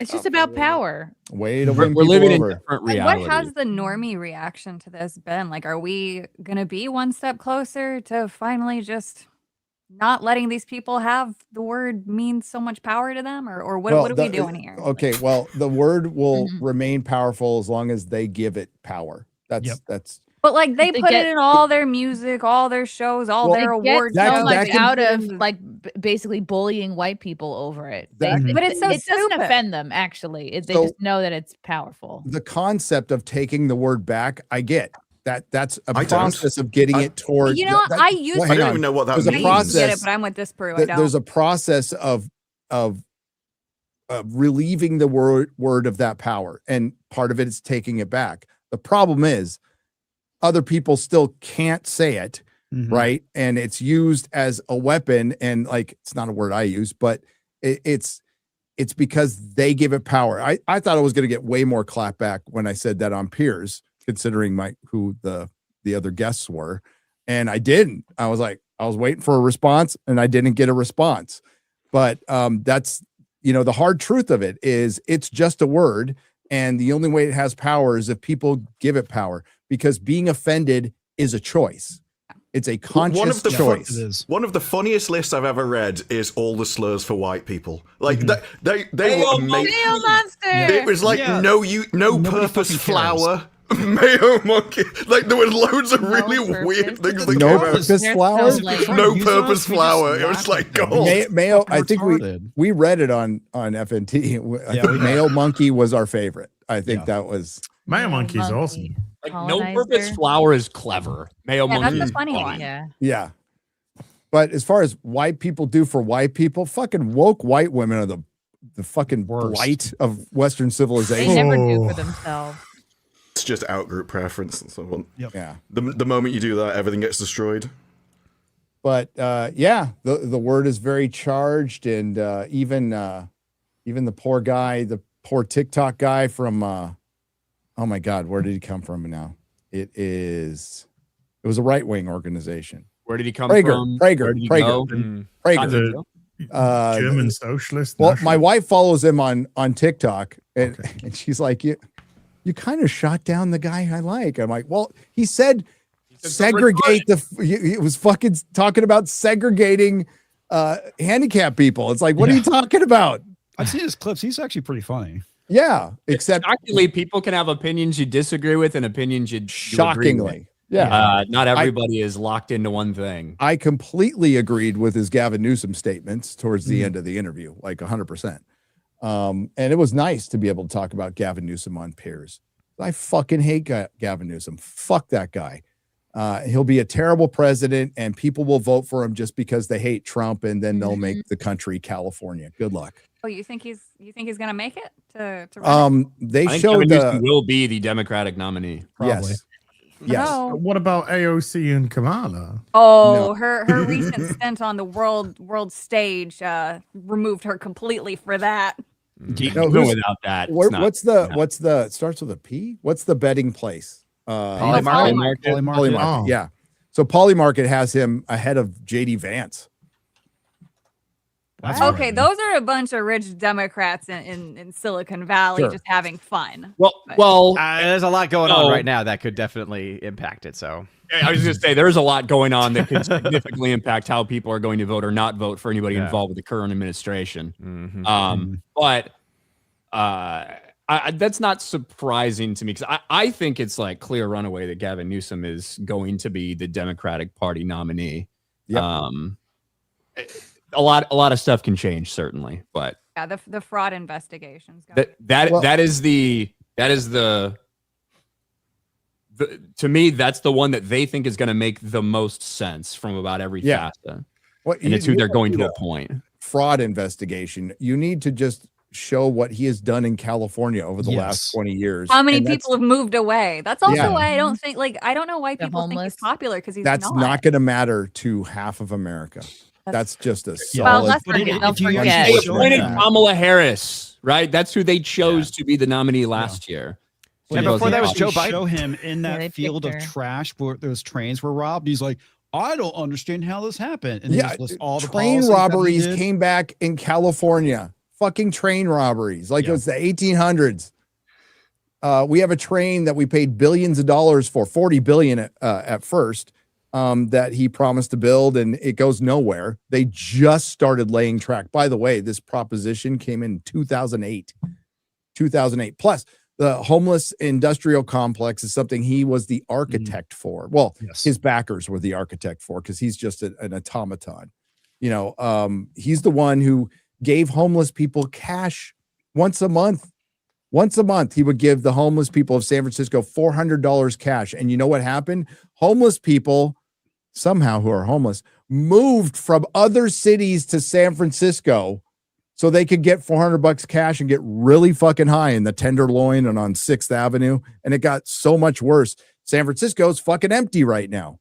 It's empty. There's no stores. The big Westgate Mall is empty right near Union Square. Watched it happen live. When London Breed came out and started talking about defund the police, like that day, you could see the temperature rise in the city. Like, oh, we can get away with shit now. And that was already after they had changed the law, and anything under $900 wasn't a felony. So you could just walk in and steal shit. And they had they had gangs coming from Oakland into the city. And they had organizations, but there was organization behind it. It was organized shoplifting where kids were coming from Oakland, which is just a fine place, and Richmond, which is actually worse. And, you know, robbing Walgreens, and they started closing the shop. Yeah. Walgreens I are remember everywhere. all those videos, man. Those were crazy. Yeah. Well, that shit's still going on, right? Every San Franciscan has a story of their car being broken into multiple times. What was the best selling part when I was selling auto parts? What was the best selling part outside of tune-up parts? It was the rear passenger window. We had There's to a keep guy a who bunch does of them in YouTube stock. videos where he sets the traps with the glitter bombs and everything in cars, and he showed pictures of people leaving their cars open because otherwise they just smash the windows. It's insane. Fun stuff, but yeah, Ryan's right. He will get the nomination. That'll be fun. But let's get to the people. Unless there's anything else, hang on. Well, I got a jumpy poo. Got to Off a fucking cliff. Jumpy. Now you can. Because we just hit 3 hours. I was like, no.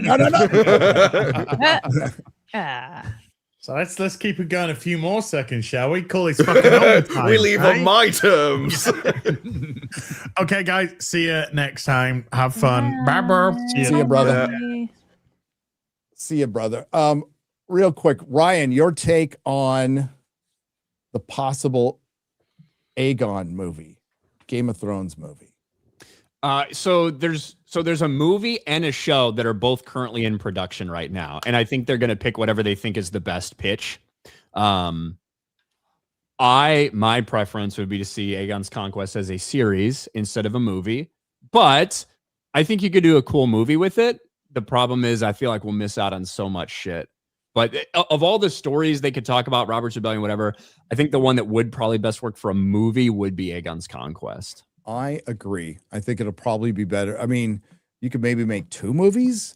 It's well, the problem is outside of Harrenhal, which would be awesome. That's what I'm thinking. Because is that where Harrenhal gets melted? Because that would be. Oh yeah, and when Aegon says, "When the sun rises, your line will end."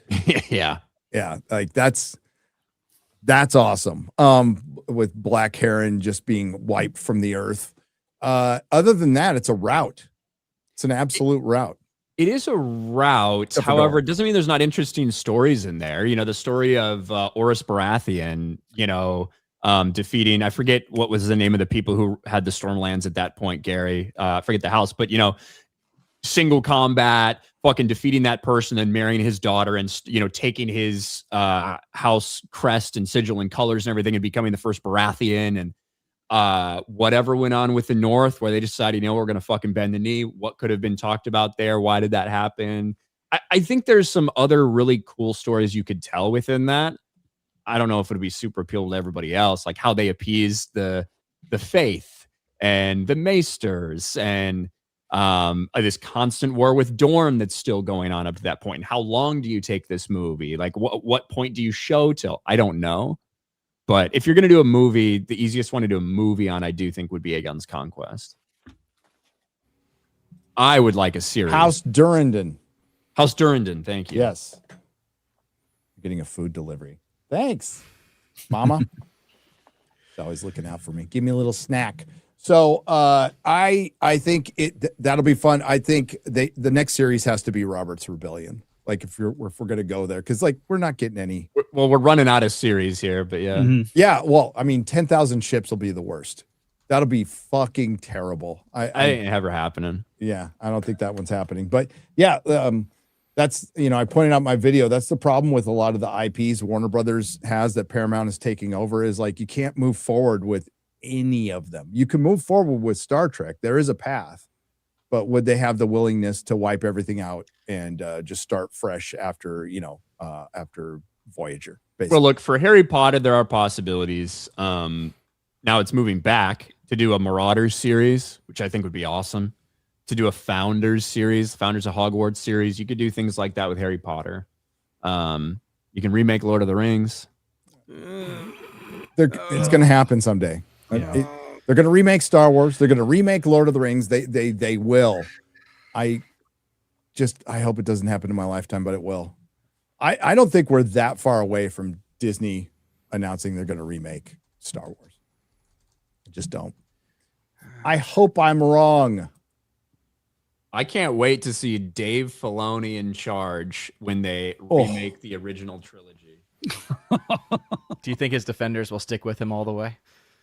Some will. That's clear. To the end of days, they will stick with Dave Filoni, or until he gets them AIDS from all the fucking times they suck his cock. Like one or the other. Monkeypox. We need original stuff. That's why I'm excited, cautiously, obviously, because this is Hollywood, for Project Hail Mary. It looks like it's going to be fun. Yeah, we need original stuff like book adaptation of a book. I mean, that's what they used to. That's what I meant. But I know what you mean. Adapting books you haven't adapted before, Yeah. right? Yeah. I think that's fine. That's what Hollywood used to do all the time. But yeah, I don't know. I get to see it in a few days, and then of course, yeah, totally off subject. One Piece comes out in 4 days. I like that last trailer, but I have no faith in Netflix season 2s, especially ones that take 2.5 years to come out. That's fucking ridiculous. My God, has it been that long? They're doing Netflix. They're just dropping the whole season at once. Yep. Are we watching that for next week? What do they have it planned for? What are they contracted for? At least hopefully we got. Oh, how much? I think they're already filming season 3, so they want to get it out faster. I don't know what the contract is, but there's just no way. No, there's just no way they're going to be able to get even every 2 years, the kids are going to age. They're supposed to be young. So I don't see it going past like season 4. And that's why Netflix was trying to buy Warner Brothers, because they have no built-in IP to speak of at all. And they're really shitty at making shows that last. Yeah. The Or other they just reason that some cancel people all of them. raised They cancel even were- the good ones. Oh yeah, The other- Mindhunters. The other thing people raised was that Warner Brothers have a huge library, which, especially with AI, if you want to train AI models, you need massive amounts of data. And we did see Netflix recently bought, like yesterday, an AI company. And so that's definitely one of their directions. So, I mean, the IP holders actually have a potential to make massive bank on AI in the future by just fan-made content. Fans are going to make entire movies based on their characters, and if they have just like a copyright alert to monetize that stuff, like YouTube kind of has with copyrighted stuff, they're actually going to get huge amounts of content that they'll be able to monetize themselves that they won't even have to make. And so if they own that IP, if they do it right, if it goes that way, because the other way, Isn't that what it Disney's goes- trying to do? Is just laziness, and people are not going to actually want to put even the smallest effort to create something because they just want to be fed and and just consume what's being given to them. I don't know. I think fans are willing to put in more effort than Hollywood sometimes and make something better, and Hollywood gets jealous and tries to shut it down, like the Axanor movie for Star Trek, right? Well- Fans can make better Star Trek than Paramount at this point. And so if AI is going to enable fans to do that, we might actually get some good stuff, and then they would also get paid in the end of the day if they can monetize it. And so it'll be interesting. I think it'll be impossible to unmake the soup, and you can train your AI on everything. Fans will find a way around it, or just do it for free and not monetize it, so they won't be able to hit it for copyright, and it will be a shit show. But AI is a long fucking way away from, I watched a lot of those Star Wars videos, and conceptually kind of cool. But as far as the execution, it's still fucking AI. Like it's got a long way to go. Ben Affleck believes I don't know, in it, dude. I mean, look how far it came in the last 3 years. Sure, Yes. but, you need to conquer Yeah, Uncanny Valley. You need to conquer. There's a lot of stuff. You know, also- that Beggar's Canyon, yeah. But It also needs a lot of apathy. work. But also apathy, because again, I look at students who are able to like take all of this AI technology that they have, right? And instead of using it as a tool, they use it as a crutch. And that is how they are growing up with AI, as a crutch. And Well, so, yes, right now, I'm sure there's still a lot of fans who, again, remember a time before AI, but eventually going to get to a group that does not have any knowledge before AI. And so we're just assuming that those same desires and those same drives are going to be there. I think that AI is really having a huge impact on just wiping out the drives of a lot of kids. It's not the drive, it's the basic gray matter. There was a study done recently. The people that did AI had 45% less neural connections than those that didn't use AI. It was kind what of we talked about there's quite the a other bit is thing that you too. need to know what you're still doing, right? I mean, I use AI for a lot of code generation, but I know how to code. I know what to do. I know what to tell it to get the optimal outcome. A lot of And when people there's are mistakes. creating, and when there's mistakes, a lot of people go and create their vibe coded app, which is really easy to hack because they know nothing about security or any kind of protocols or design patterns. Yeah, but for arts and entertainment, it's got a long way to go. But you still need to be creative and know how to tell a yes, story. where it will be implemented is special effects, 2D animation, gaming, and stuff, and that's going to save the studios a lot of money. That's why they're all. And that's for what it. Netflix bought was tools rather than generators. Essentially, it's like special effects. Well, the other thing too is the upcoming generation is the first generation to be technologically disadvantaged to us. Like they're actually dumber in every way, shape, or form to us. Our generations are not getting better; they're going to get worse. But back to the AI thing. So 99% of the shit that gets uploaded to the internet is slop, right? Before AI existed, so now people just have Same easier thing. access to that. What these companies are banking on is the complete wrong element. I remember that there was somebody at Disney, or maybe it was Netflix, where their hope is that they're going to develop an AI that you're going to then be able to say, I want to watch, a Star Trek inspired Avatar movie, right? They're expecting people to do that within the Disney application. Most people are not creative enough to come up with even the premise of a story that is functional. So that's what's going to happen. People will always crave another human feeding them the entertainment. That's why not everyone goes on to be an actor or a writer or goes on to draw, even though that they might like paintings in their house, right? Like, you're still going to have the renaissance of the human mind, because that's the only thing that makes humanity worth experiencing, other than, of course, the biological element. It's the babification of society. Yeah. Basically, we're just extending Dumbing the down. pacifier. Yep. That's exactly what's happening. Nobody's challenging. And then the big thing that's actually ruining all of this is the infantilization of children up to the age of 18 and treating every single one of them as if they're still an infant, right? So like nobody Into goes the outside. 20s. Yeah.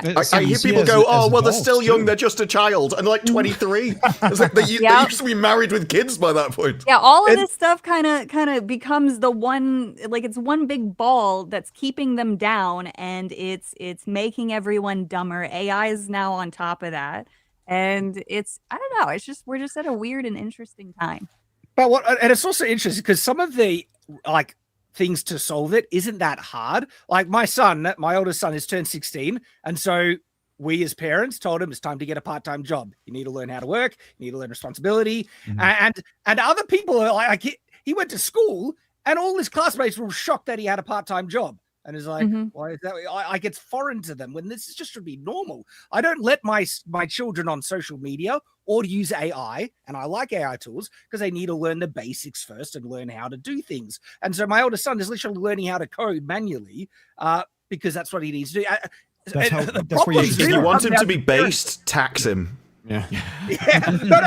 He pays, like, we do take a portion of what he's earning time for here. board. And we tell him, like, Call it tax. If you want him to be Facebook, tax him when he's young, he will hate it for eternity. What do you do with that money? Where's rent money? Oh, we put it into I mean, you're doing it right. Don't tell him.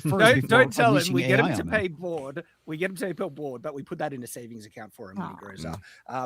But no, we tell him, like, you think this board is bad? Wait until you got to pay, you know, all the bills and the taxes. Yeah. And stuff. Wait till you pay taxes.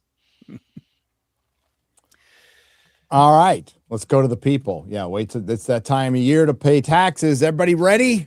No. Oh. Give up your I'm pound. gonna go of rob flesh. Shad's kid's fucking piggy bank. Please repeal the 19th so that way I don't have to pay tax. I'm for that. I am actually absolutely you. for that. I think I would be a supporter. Hang on. How long do we have to wait till the next Harry Potter book? Ryan? It should be like very soon. It is 3 days, 6 hours, 40 minutes.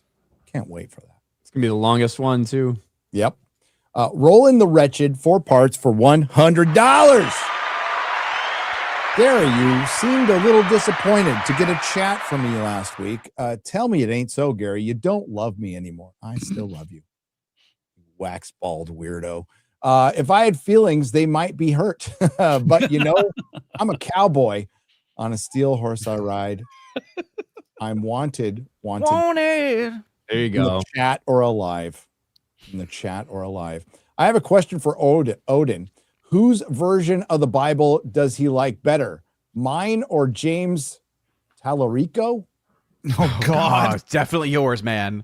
Tallarico's is just insane. Yeah.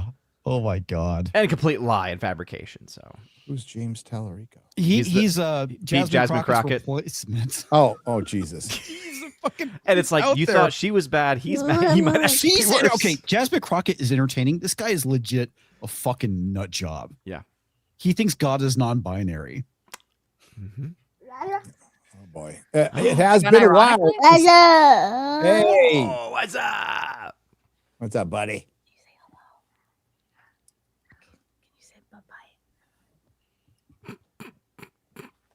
No, he's going to put his face on the fuzzy thing. Okay. That's what he's going to do. It's like, what is this? Laundry? He said, I'm going to shit my pants. Did you guys see the baby comedian? The baby AI Yeah. stand up. It was actually kind That of vegetable funny. joke was so funny. He's like, "What? I'm gonna get big from eating vegetables? That's not how you got big." It has been a while since I appreciated the panel, so I wanted to thank Disbrew for always bringing the proper British representation to FNQ. Love you, Terry. He's already gone.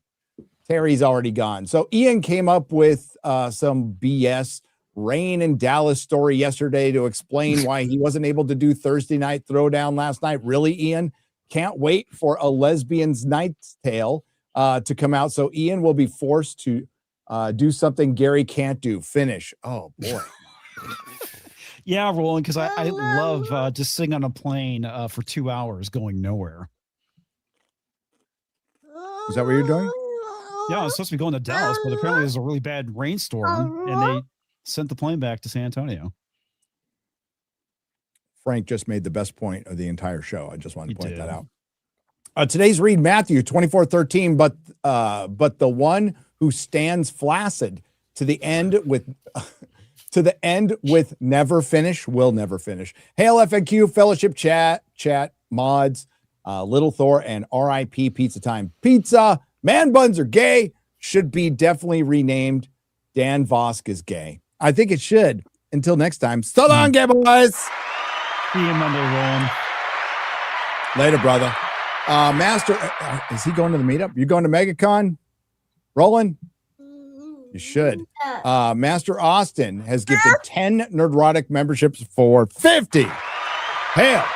Hail, Master Austin. And we did get confirmation. Yes, 10:15. So let me make sure. 10:15 is the panel. And that'll actually be good. We can go in there early before it gets too crowded, so it's not too bad to get around. And then after that, we're going to be doing probably some things around the booths and everything. So, yep. Oh, and then we'll go to the fucking meetup. Hell yeah. Be a nice full day. Yes, it will. M2M2M for 50. Gary, do you know Savvy is a weirdo who supports Lahli and Shotu? Crude depictions of characters who look like they are children. Lali and Shotu is not about a petite body type. It's about children. Kiwi Farms has proof of Savvy supporting Lali and Shuto. Well, hang on. Are they trying to out that Savvy is a degenerate? Who could have imagined that? They're also lying. Sure but all sure, well, that's shocking great. stuff. It's not like we don't know who Savvy is. You say they're lying, Savvy? Yeah, it's literally lies. Yeah, it'd be good to tell the truth. But thank you for the super chat. Yeah, I think that stuff's fucked up. I don't even know what the fuck it is. You couldn't pronounce it, so I couldn't pronounce it. It's not even worth getting into. It's just move on. That's just clearly a Hassan viewer Okay. who just gave you money, by the way. So that's really Thank you. cool. I actually do get genuinely confused about what lolly is supposed to mean on the internet. Lolly is just a body type, basically, That's but what people like to just throw it all over the Exactly. Yeah, place. like it was in Crazy. Cyberpunk. That Well, that's the one. thing. Like there was, when Cyberpunk comes out, there's a character who is an adult, but she's short Rebecca. and petite, Yeah, right? Rebecca's Lolly. And there was like people trying to criticize it for it. Then all of a sudden it's like, no, and they were saying the lolly was fine. And then suddenly, like, then people using it in a different context, and I'm just confused by now. So basically, because I maybe talk to one or two other people, and then because I don't care that something exists in fiction, I'm now labeled a pedophile. Wow. Thanks. I don't know all the definitions and ins and outs of everything. I think I got flack for this the other day. I think anybody who is attracted anyway to like drawings or like animations of things is just a weirdo in general. Like, I think if you're masturbating to something that is a fucking drawing, if it's a body type thing, if it's reminiscent of children, I think you're a fucking degenerate weirdo, period. I don't know what all these definitions are and everything, but I think it's fucked up. Mansfield Time has gifted 20 Nerdrotic memberships for $100. Hail. Salty Gaming has donated $99.99. Doesn't say anything, just walks away. Hail. Mythology Buff 9829 for $49.99. Hail everyone, first time super chatter. We won't be gentle. I love this show. It gets me through my long shifts at work. Hail to the working man and woman. It gives me something to look forward to every Friday. Also, Lanterns looks like shit, and the new Darth Maul show looks pretty good. I haven't seen a trailer for the new Darth Maul show. I don't imagine thinking the new Darth Maul show is going to be good, as if we don't have enough Darth Maul fucking content. Can't wait to see how Darth Maul is now morally gray and really wishes there were more Jedi in the galaxy because it would be better that way. Wow. Fuck me. Like, fuck me, dude. Another Darth Maul show. As if we haven't had 100 fucking hours of this cocksucker already, trying to turn them into somebody, into something he was never, ever meant to be. Fuck the Darth Maul show. Fuck Dave Filoni. I don't think he likes Dave Filoni, guys. Darth Maul overexposed, and it's safe. It's absolutely just a safe move, just like Mando and Grogu is a safe movie. That looks utterly terrible, by the way. The Pantsless Hero, 3 parts for $60. Hail to the Fellowship. The Venari Rawl, which is Paul Giamatti's thing, production base must be phenomenal to make and deploy all those Omega 47 mines. If each mine has a 5 LY radius, light year. Okay. 7. 10 light years diameter, effective range, and are deployed 10 light years apart for a 200 light year Federation sphere, it would take 1,256 mines, 1,256 to 12,000 Omega 47 molecules, assuming 1 to 10 molecules per mine. Deployment using 50 ships at warp 9 with no downtime would take 2 months.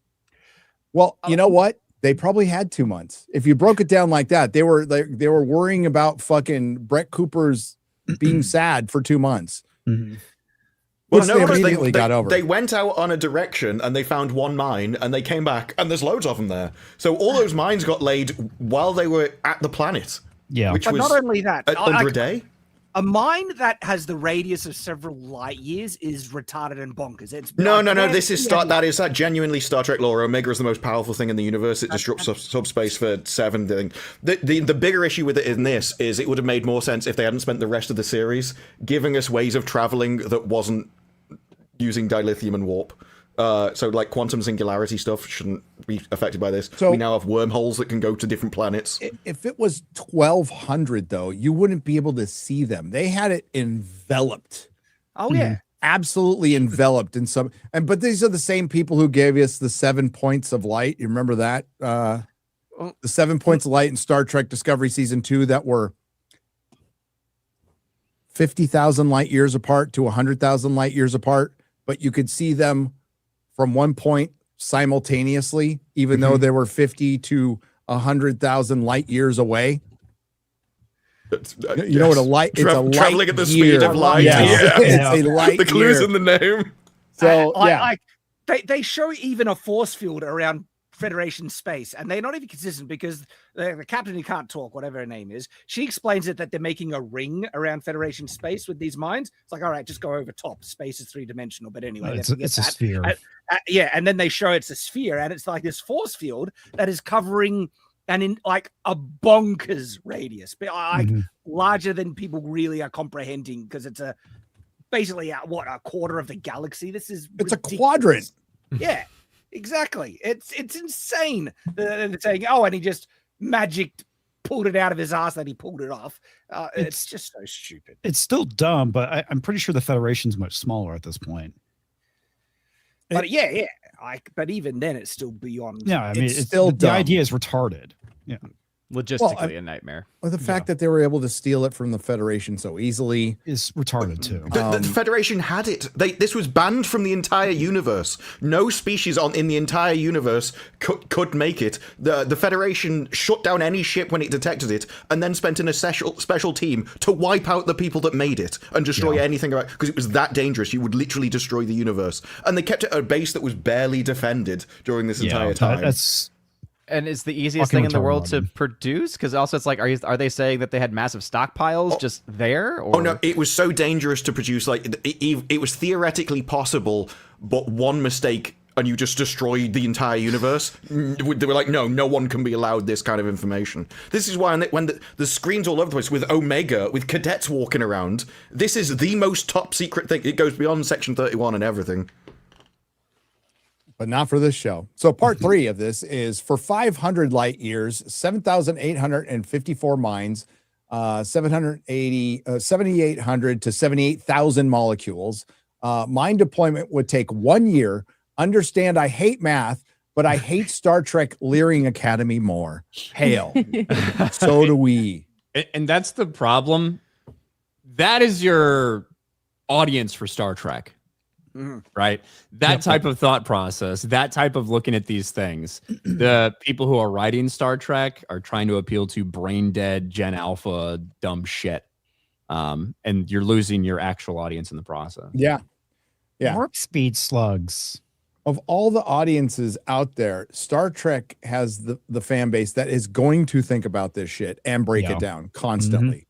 Yeah, like, why did the trans warp tunnel appear from the direction the ship had just come from? I don't. It was like, why was it even there? It was just that writing bullcrap, convoluted nonsense. It's like, we're just gonna have the convenient, trans warp or whatever right where we need it, and it's going right where we want to go so conveniently. But this is why the question was asked earlier, why do they do so many close-ups on faces? It's because the most important thing to them is the emotion. It's not what's being said, it's the facial emotion, so that you can connect with the person more than anything else. They almost expect people not to actually listen in the show and just watch it while they're on their phone. Consume. Big Bob 4JC on the Streamlabs side for 50. Hail. Thank you, Big Bob. Hi, Gary and the gang. I've been lurking for a few years now and finally joined the fellowship. Well, welcome. We will not be gentle. Just want to thank you for making this bearable time in pop culture more enjoyable. Your book was awesome and inspiring. Thank you very much for picking it up. I appreciate it. Stay late and gay. Always will. Hail the fellowship. Hail to you. And I hope you, I don't know if it's weird to say, I hope you enjoy. I hope you got something out of the book. I don't know if the word enjoy is unless you're laughing at my expense, which is great. Rex 6 Papa for $120.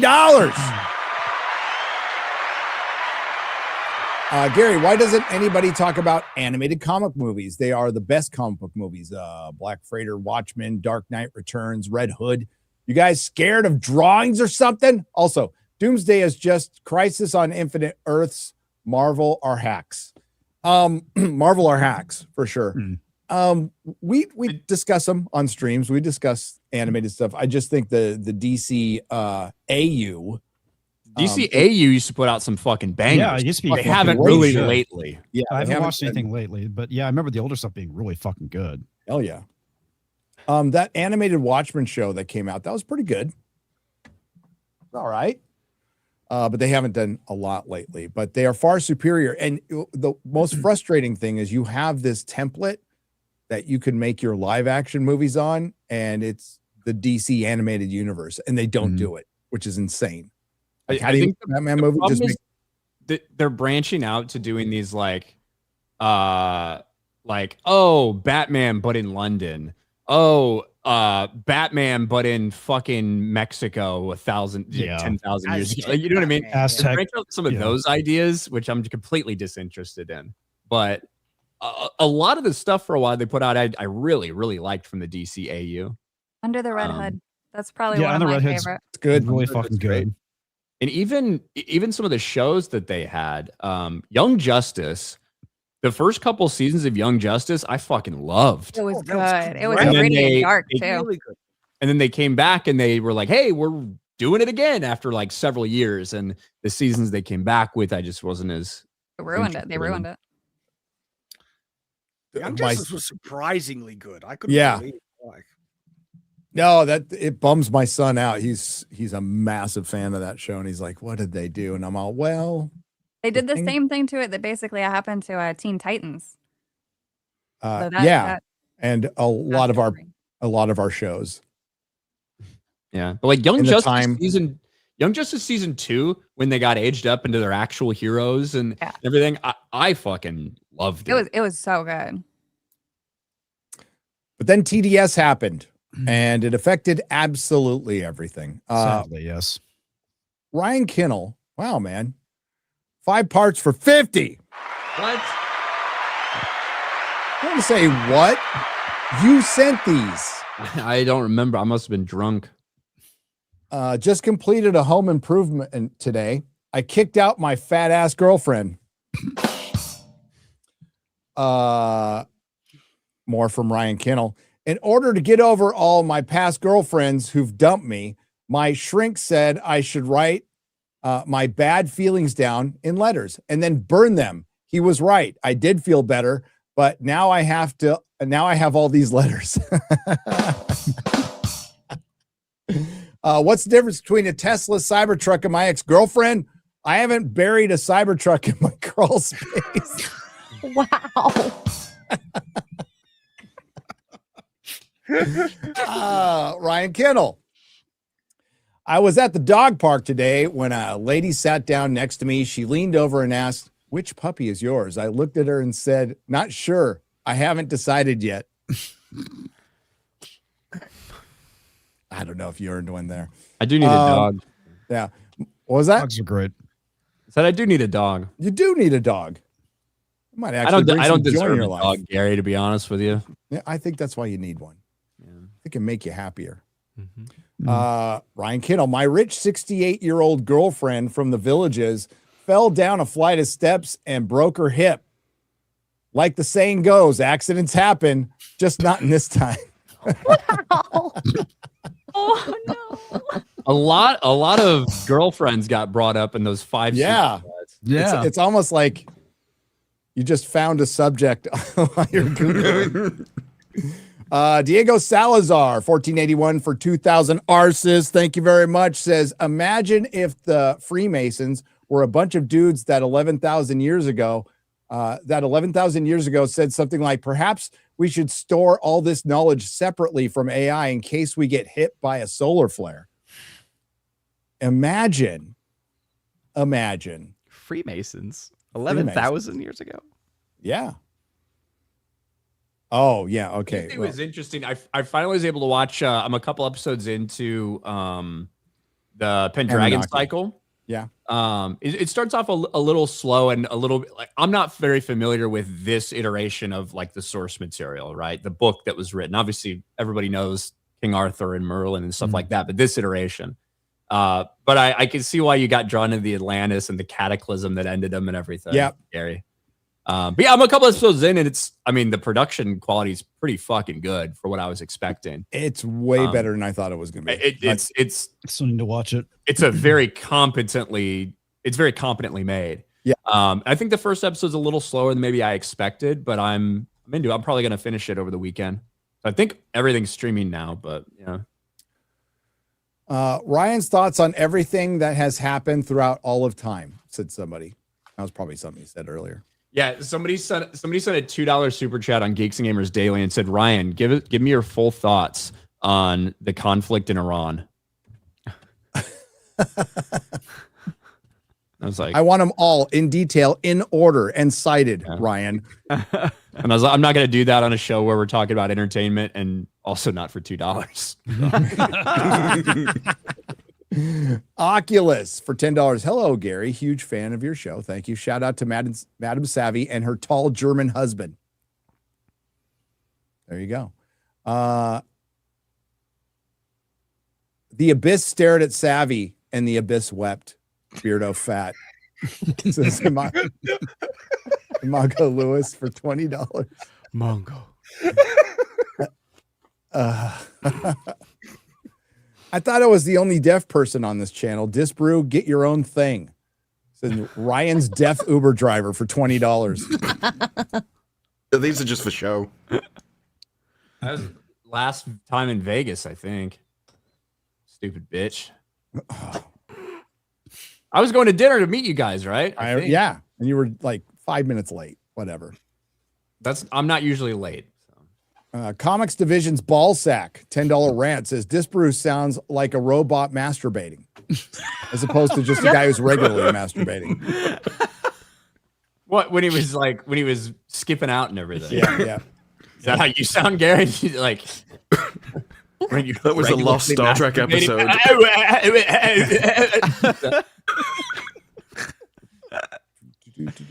All right. So a starship captain sounds like these days. Trying to pre-read some of these because we got to do 2 more and then we got to get out of here. Just watched War Machine on Netflix. I thought it was pretty solid. It's pretty much Alan Ritchson's Reacher goes up against the giant alien mech that is literally an automaton war strider from Helldivers 2. Would recommend. Yeah, I did see that came out either today or yesterday, so I'll probably try to watch that. I thought it was out already. Oh, okay. So it just came out. There's a bunch of stuff that just came out.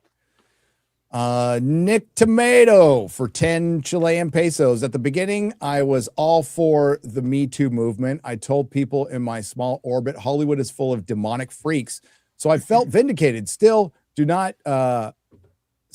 do, but now it's just a power grab and nothing changed. All it was a power grab. Yeah, that's all it was. It doesn't mean there's not like terrible people doing terrible things. Yes. But when it comes to the entire Me Too movement, it was basically launched in large part by people who slept with their bosses so that they could get something out of it. Right? Does that make it right that people in positions of power might offer something based on a sexual favor? Absolutely not. But it takes 2 to do something like that. And these women were rewarded with exactly what they wanted. So it's weird that the very same people who are in support of the Me Too movement are also very supportive of sex work. This is basically just a glorified version of sex work. Yep. You're sucking at Harvey Weinstein's tiny fucking cock so he can put you in a movie and make you an award-winning actress. But they don't like thinking of themselves as whores, so they'd rather play themselves as victims. Yep. And I'm not saying that's all those cases. There are abuses of power. There are bad things, but the problem, the reason Me Too holds absolutely no weight right now is because so many of these stories ended up kind of like that, especially the high profile ones. Yeah. Look into Asia Argento. That's a fucked up deal. Oh, yeah. She's a shitty person. I mean, didn't she actually like sleep with an underage boy when she was 37 or something? Yes, she did. So. Madney 85 for 20 says, did the Brown Shield rob the family to buy Fent? Maybe. Mr. Rich Lowpitch for $20 says, how is everyone feeling about the Peaky Blinders movie, season 2 of One Piece and Crimson Desert? Also, I just finished Blue Eyed Samurai. Enjoyed it. Do you guys think the main character was a girl boss? I haven't finished it. Not really. I never finished it. I did. I thought it was pretty decent. I mean, at times maybe a little bit, but overall, I thought the story was done pretty well. And Crimson Desert looks amazing. It does. It looks good, but it has there's no character creation. It's like, come on. It's broken it for me. I've lost most of my interest. It doesn't bother me. I just take whatever the default thing is anyway. I love character creation. I spend hours making multiple characters, and it makes multiple playthroughs. I play through one character, and then I want to do it with another character. So I play. Wait, Crimson Desert doesn't have character creator? Nah. That's surprising, considering Black Desert. I know, right? It's just. Peaky Blinders movie looks cool, and I hope One Piece season 2 is really great. We'll see. Sir Cleveland Steamer of the Coffee Table says Turd Ferguson for $20. Appropriate. Odinson for 20 says, isn't it nice to be arguing over which show is better rather than which show is worse? We may have reached a turning point. Hell, I hope so. I think this year we're going to get we're getting more stuff than last year. They're releasing more stuff collectively than they did last year. And I think we're going to get some better stuff. How much? I don't know. That's when I'm estimating that good writers will be allowed back in because ESG will finally actually go away. 2 years. Yeah, it takes that time to cycle through. Plus, the strike was an excuse. The strike was a trap that both the Writers Guild and the Film Actors Guild walked into, and it was an excuse for the producers to get rid of the people that they fucking hired and paid. So force majeure was enacted a lot. I am very excited for the One Piece next week. I introduced the show to my mom with the live action 2023, and she was the one to buy us tickets for the theater showing on Tuesday. Hail, Mom. Is it coming out? It's Tuesday when it comes out. The Supergirl, Alana Blue for 25 New Zealand pesos. The Supergirl movie problems go beyond the obvious. You can love Woman of Tomorrow and still realize it's an awful choice for an adaptation. Yeah. And the marketing is also all over the place. They have no idea what to do with Kara. Well, it's also a Tom King story, so there's a problem right there.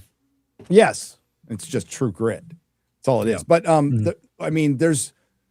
I understand like wanting to go into your DC universe and wanting to do different things. That's actually smart, but you still need to have focus. So you have what was a Superman, which is a kid's movie, and then you follow it up with a hard rated R TV show that has a bisexual orgy.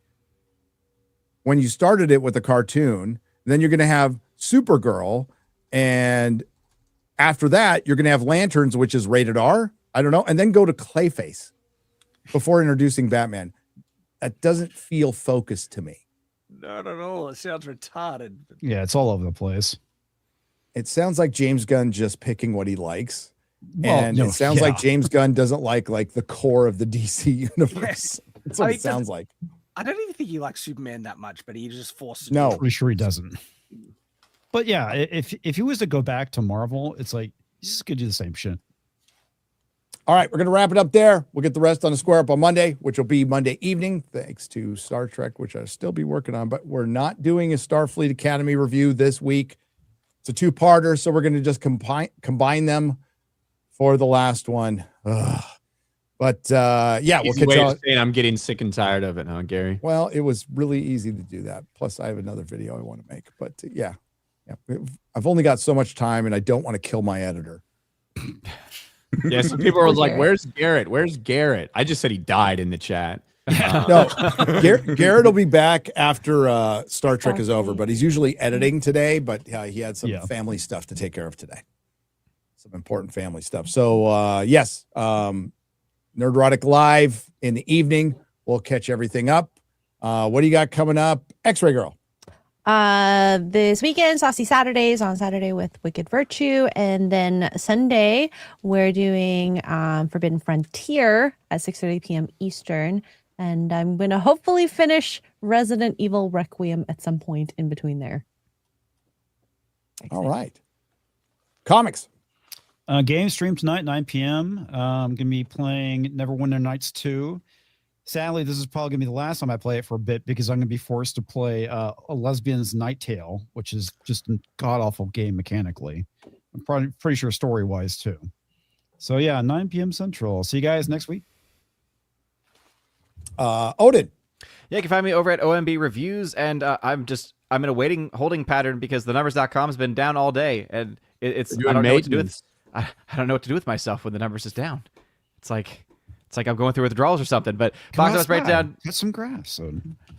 Maybe. But you can find me again a Sunday box office breakdown. Should still be able to do that even if the numbers is still down, but it'll definitely make me sad. And also Raven Awards coming up in a couple weeks, so make sure to vote. And you can go to my website ombyreviews.com. I'll post a link in the chat to find your ballot. Thank you. Thank you, Odin. Shad. Swords, lots of swords. I mean, last week I got to, we did a full breakdown of the entire Trial of Seven from Night of the Seven Kingdoms. And so if you want to know the details of what's viable, what's not, we even actually reproduced some of those hits with our real chainmail. And so that's out. And this week, a new sword to check out. This one is a really interesting one. It's actually a two-handed falchion. And we have complicated thoughts about it. So that's coming out on the weekend. And of course, as always, the live stream Culture Crusader Night's Watch. So that's me. Brilliant. Disprove. Gonna go through the Bride reviews. It's been getting absolutely slated by everyone except the Mary Sue. Yeah. Of course they love it.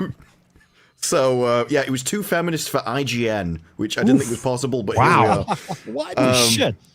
Yeah, then the sorted topics throughout the day. Well, the week. All right. Ryan. I just videos, I guess. I live stream on Sunday evenings and Wednesday evenings and Mondays at 9 p.m. with Vera Dark. We have a show called Fuck My Life. God, getting ready for MegaCon at this point. That's very close. That's very close. I don't know. Oh, Sports Wars. I'm on Sports Wars. Geeks and Gamers. I'm on Geeks and Gamers. That's about it. Brilliant. And Madam Savvy, thanks for joining us. Tell the fine folks where to find you. You can find me on X and YouTube at Madam Savvy. I don't have a schedule for anything, but good news. Vanguard is turning on BlackRock in the latest ESG lawsuit, Nice. giving you guys a nice little thing. Vanguard took a settlement deal for $30 million, but they also have to produce all of the communication that they've had with not just BlackRock, but other ESG manipulators. So they're going to be turning all of that over. BlackRock hasn't settled, and things will get really bad. This is why I said ESG will finally go away in 2 years, because the judges aren't letting this go away. I thought that was more important than anything I could plug. No, we need hope. We always need hope. Yeah. And hopefully the universe is balancing itself at some point a little bit. It is a little bit. But yeah, like with David Ellison, I wouldn't expect based plus streaming service just yet. Let's see if Starfleet Academy gets canceled. We could start with that. That would be nice. And they have the power to do that. They don't have the power to recast Snape yet, although I think they still should. But they keep asking, has anyone renewed Kurtzman's contract? And all the people go, no, there's been no conversations yet. I'm sure they'll get round to it in time, though. The Ellisons are busy people. So pretty sure I think that's there's not hope happening. that he might at least not get renewed. And then there's DC Comics in this whole mix. Like, what happens to that? I said my video, and I agree with Wes from Thinking Critical. I don't think anything happens. I don't think they're significant enough to get to until next year or 2 years down the road. All right, so I got a video out, released it yesterday, and I'll be back streaming Monday again on Nerdrotic Live in the evening. Going to do a square up and dual streaming on Rumble. I've got some pretty big irons in the fire right now, which I'll be talking about soon. And I will be in April. I'll be going on The Basement with AJ from the Y-Files. We're gonna be doing the podcast. I'll be traveling to Vegas to go see our pal AJ, so that'll be fun. But yeah, that's it. So thanks to the Nerdrotics. Thanks to everyone who left a super chat donation. You help keep the lights on. Thanks for supporting the show. We appreciate you guys. I love my Fridays because I get to hang out with my friends. I don't know. Frenemies? Friends? Of course they're friends. If they're calling me gay and retarded, they are my friends. That's a term in retarded. That's the way I choose to accept it. But we thanks must be again. best friends with a lot of people in Hollywood. But thanks everybody. We'll see you next time. Who do we have next week? Razor Fist. There you go. Thank you, everybody. Bye-bye. Bye.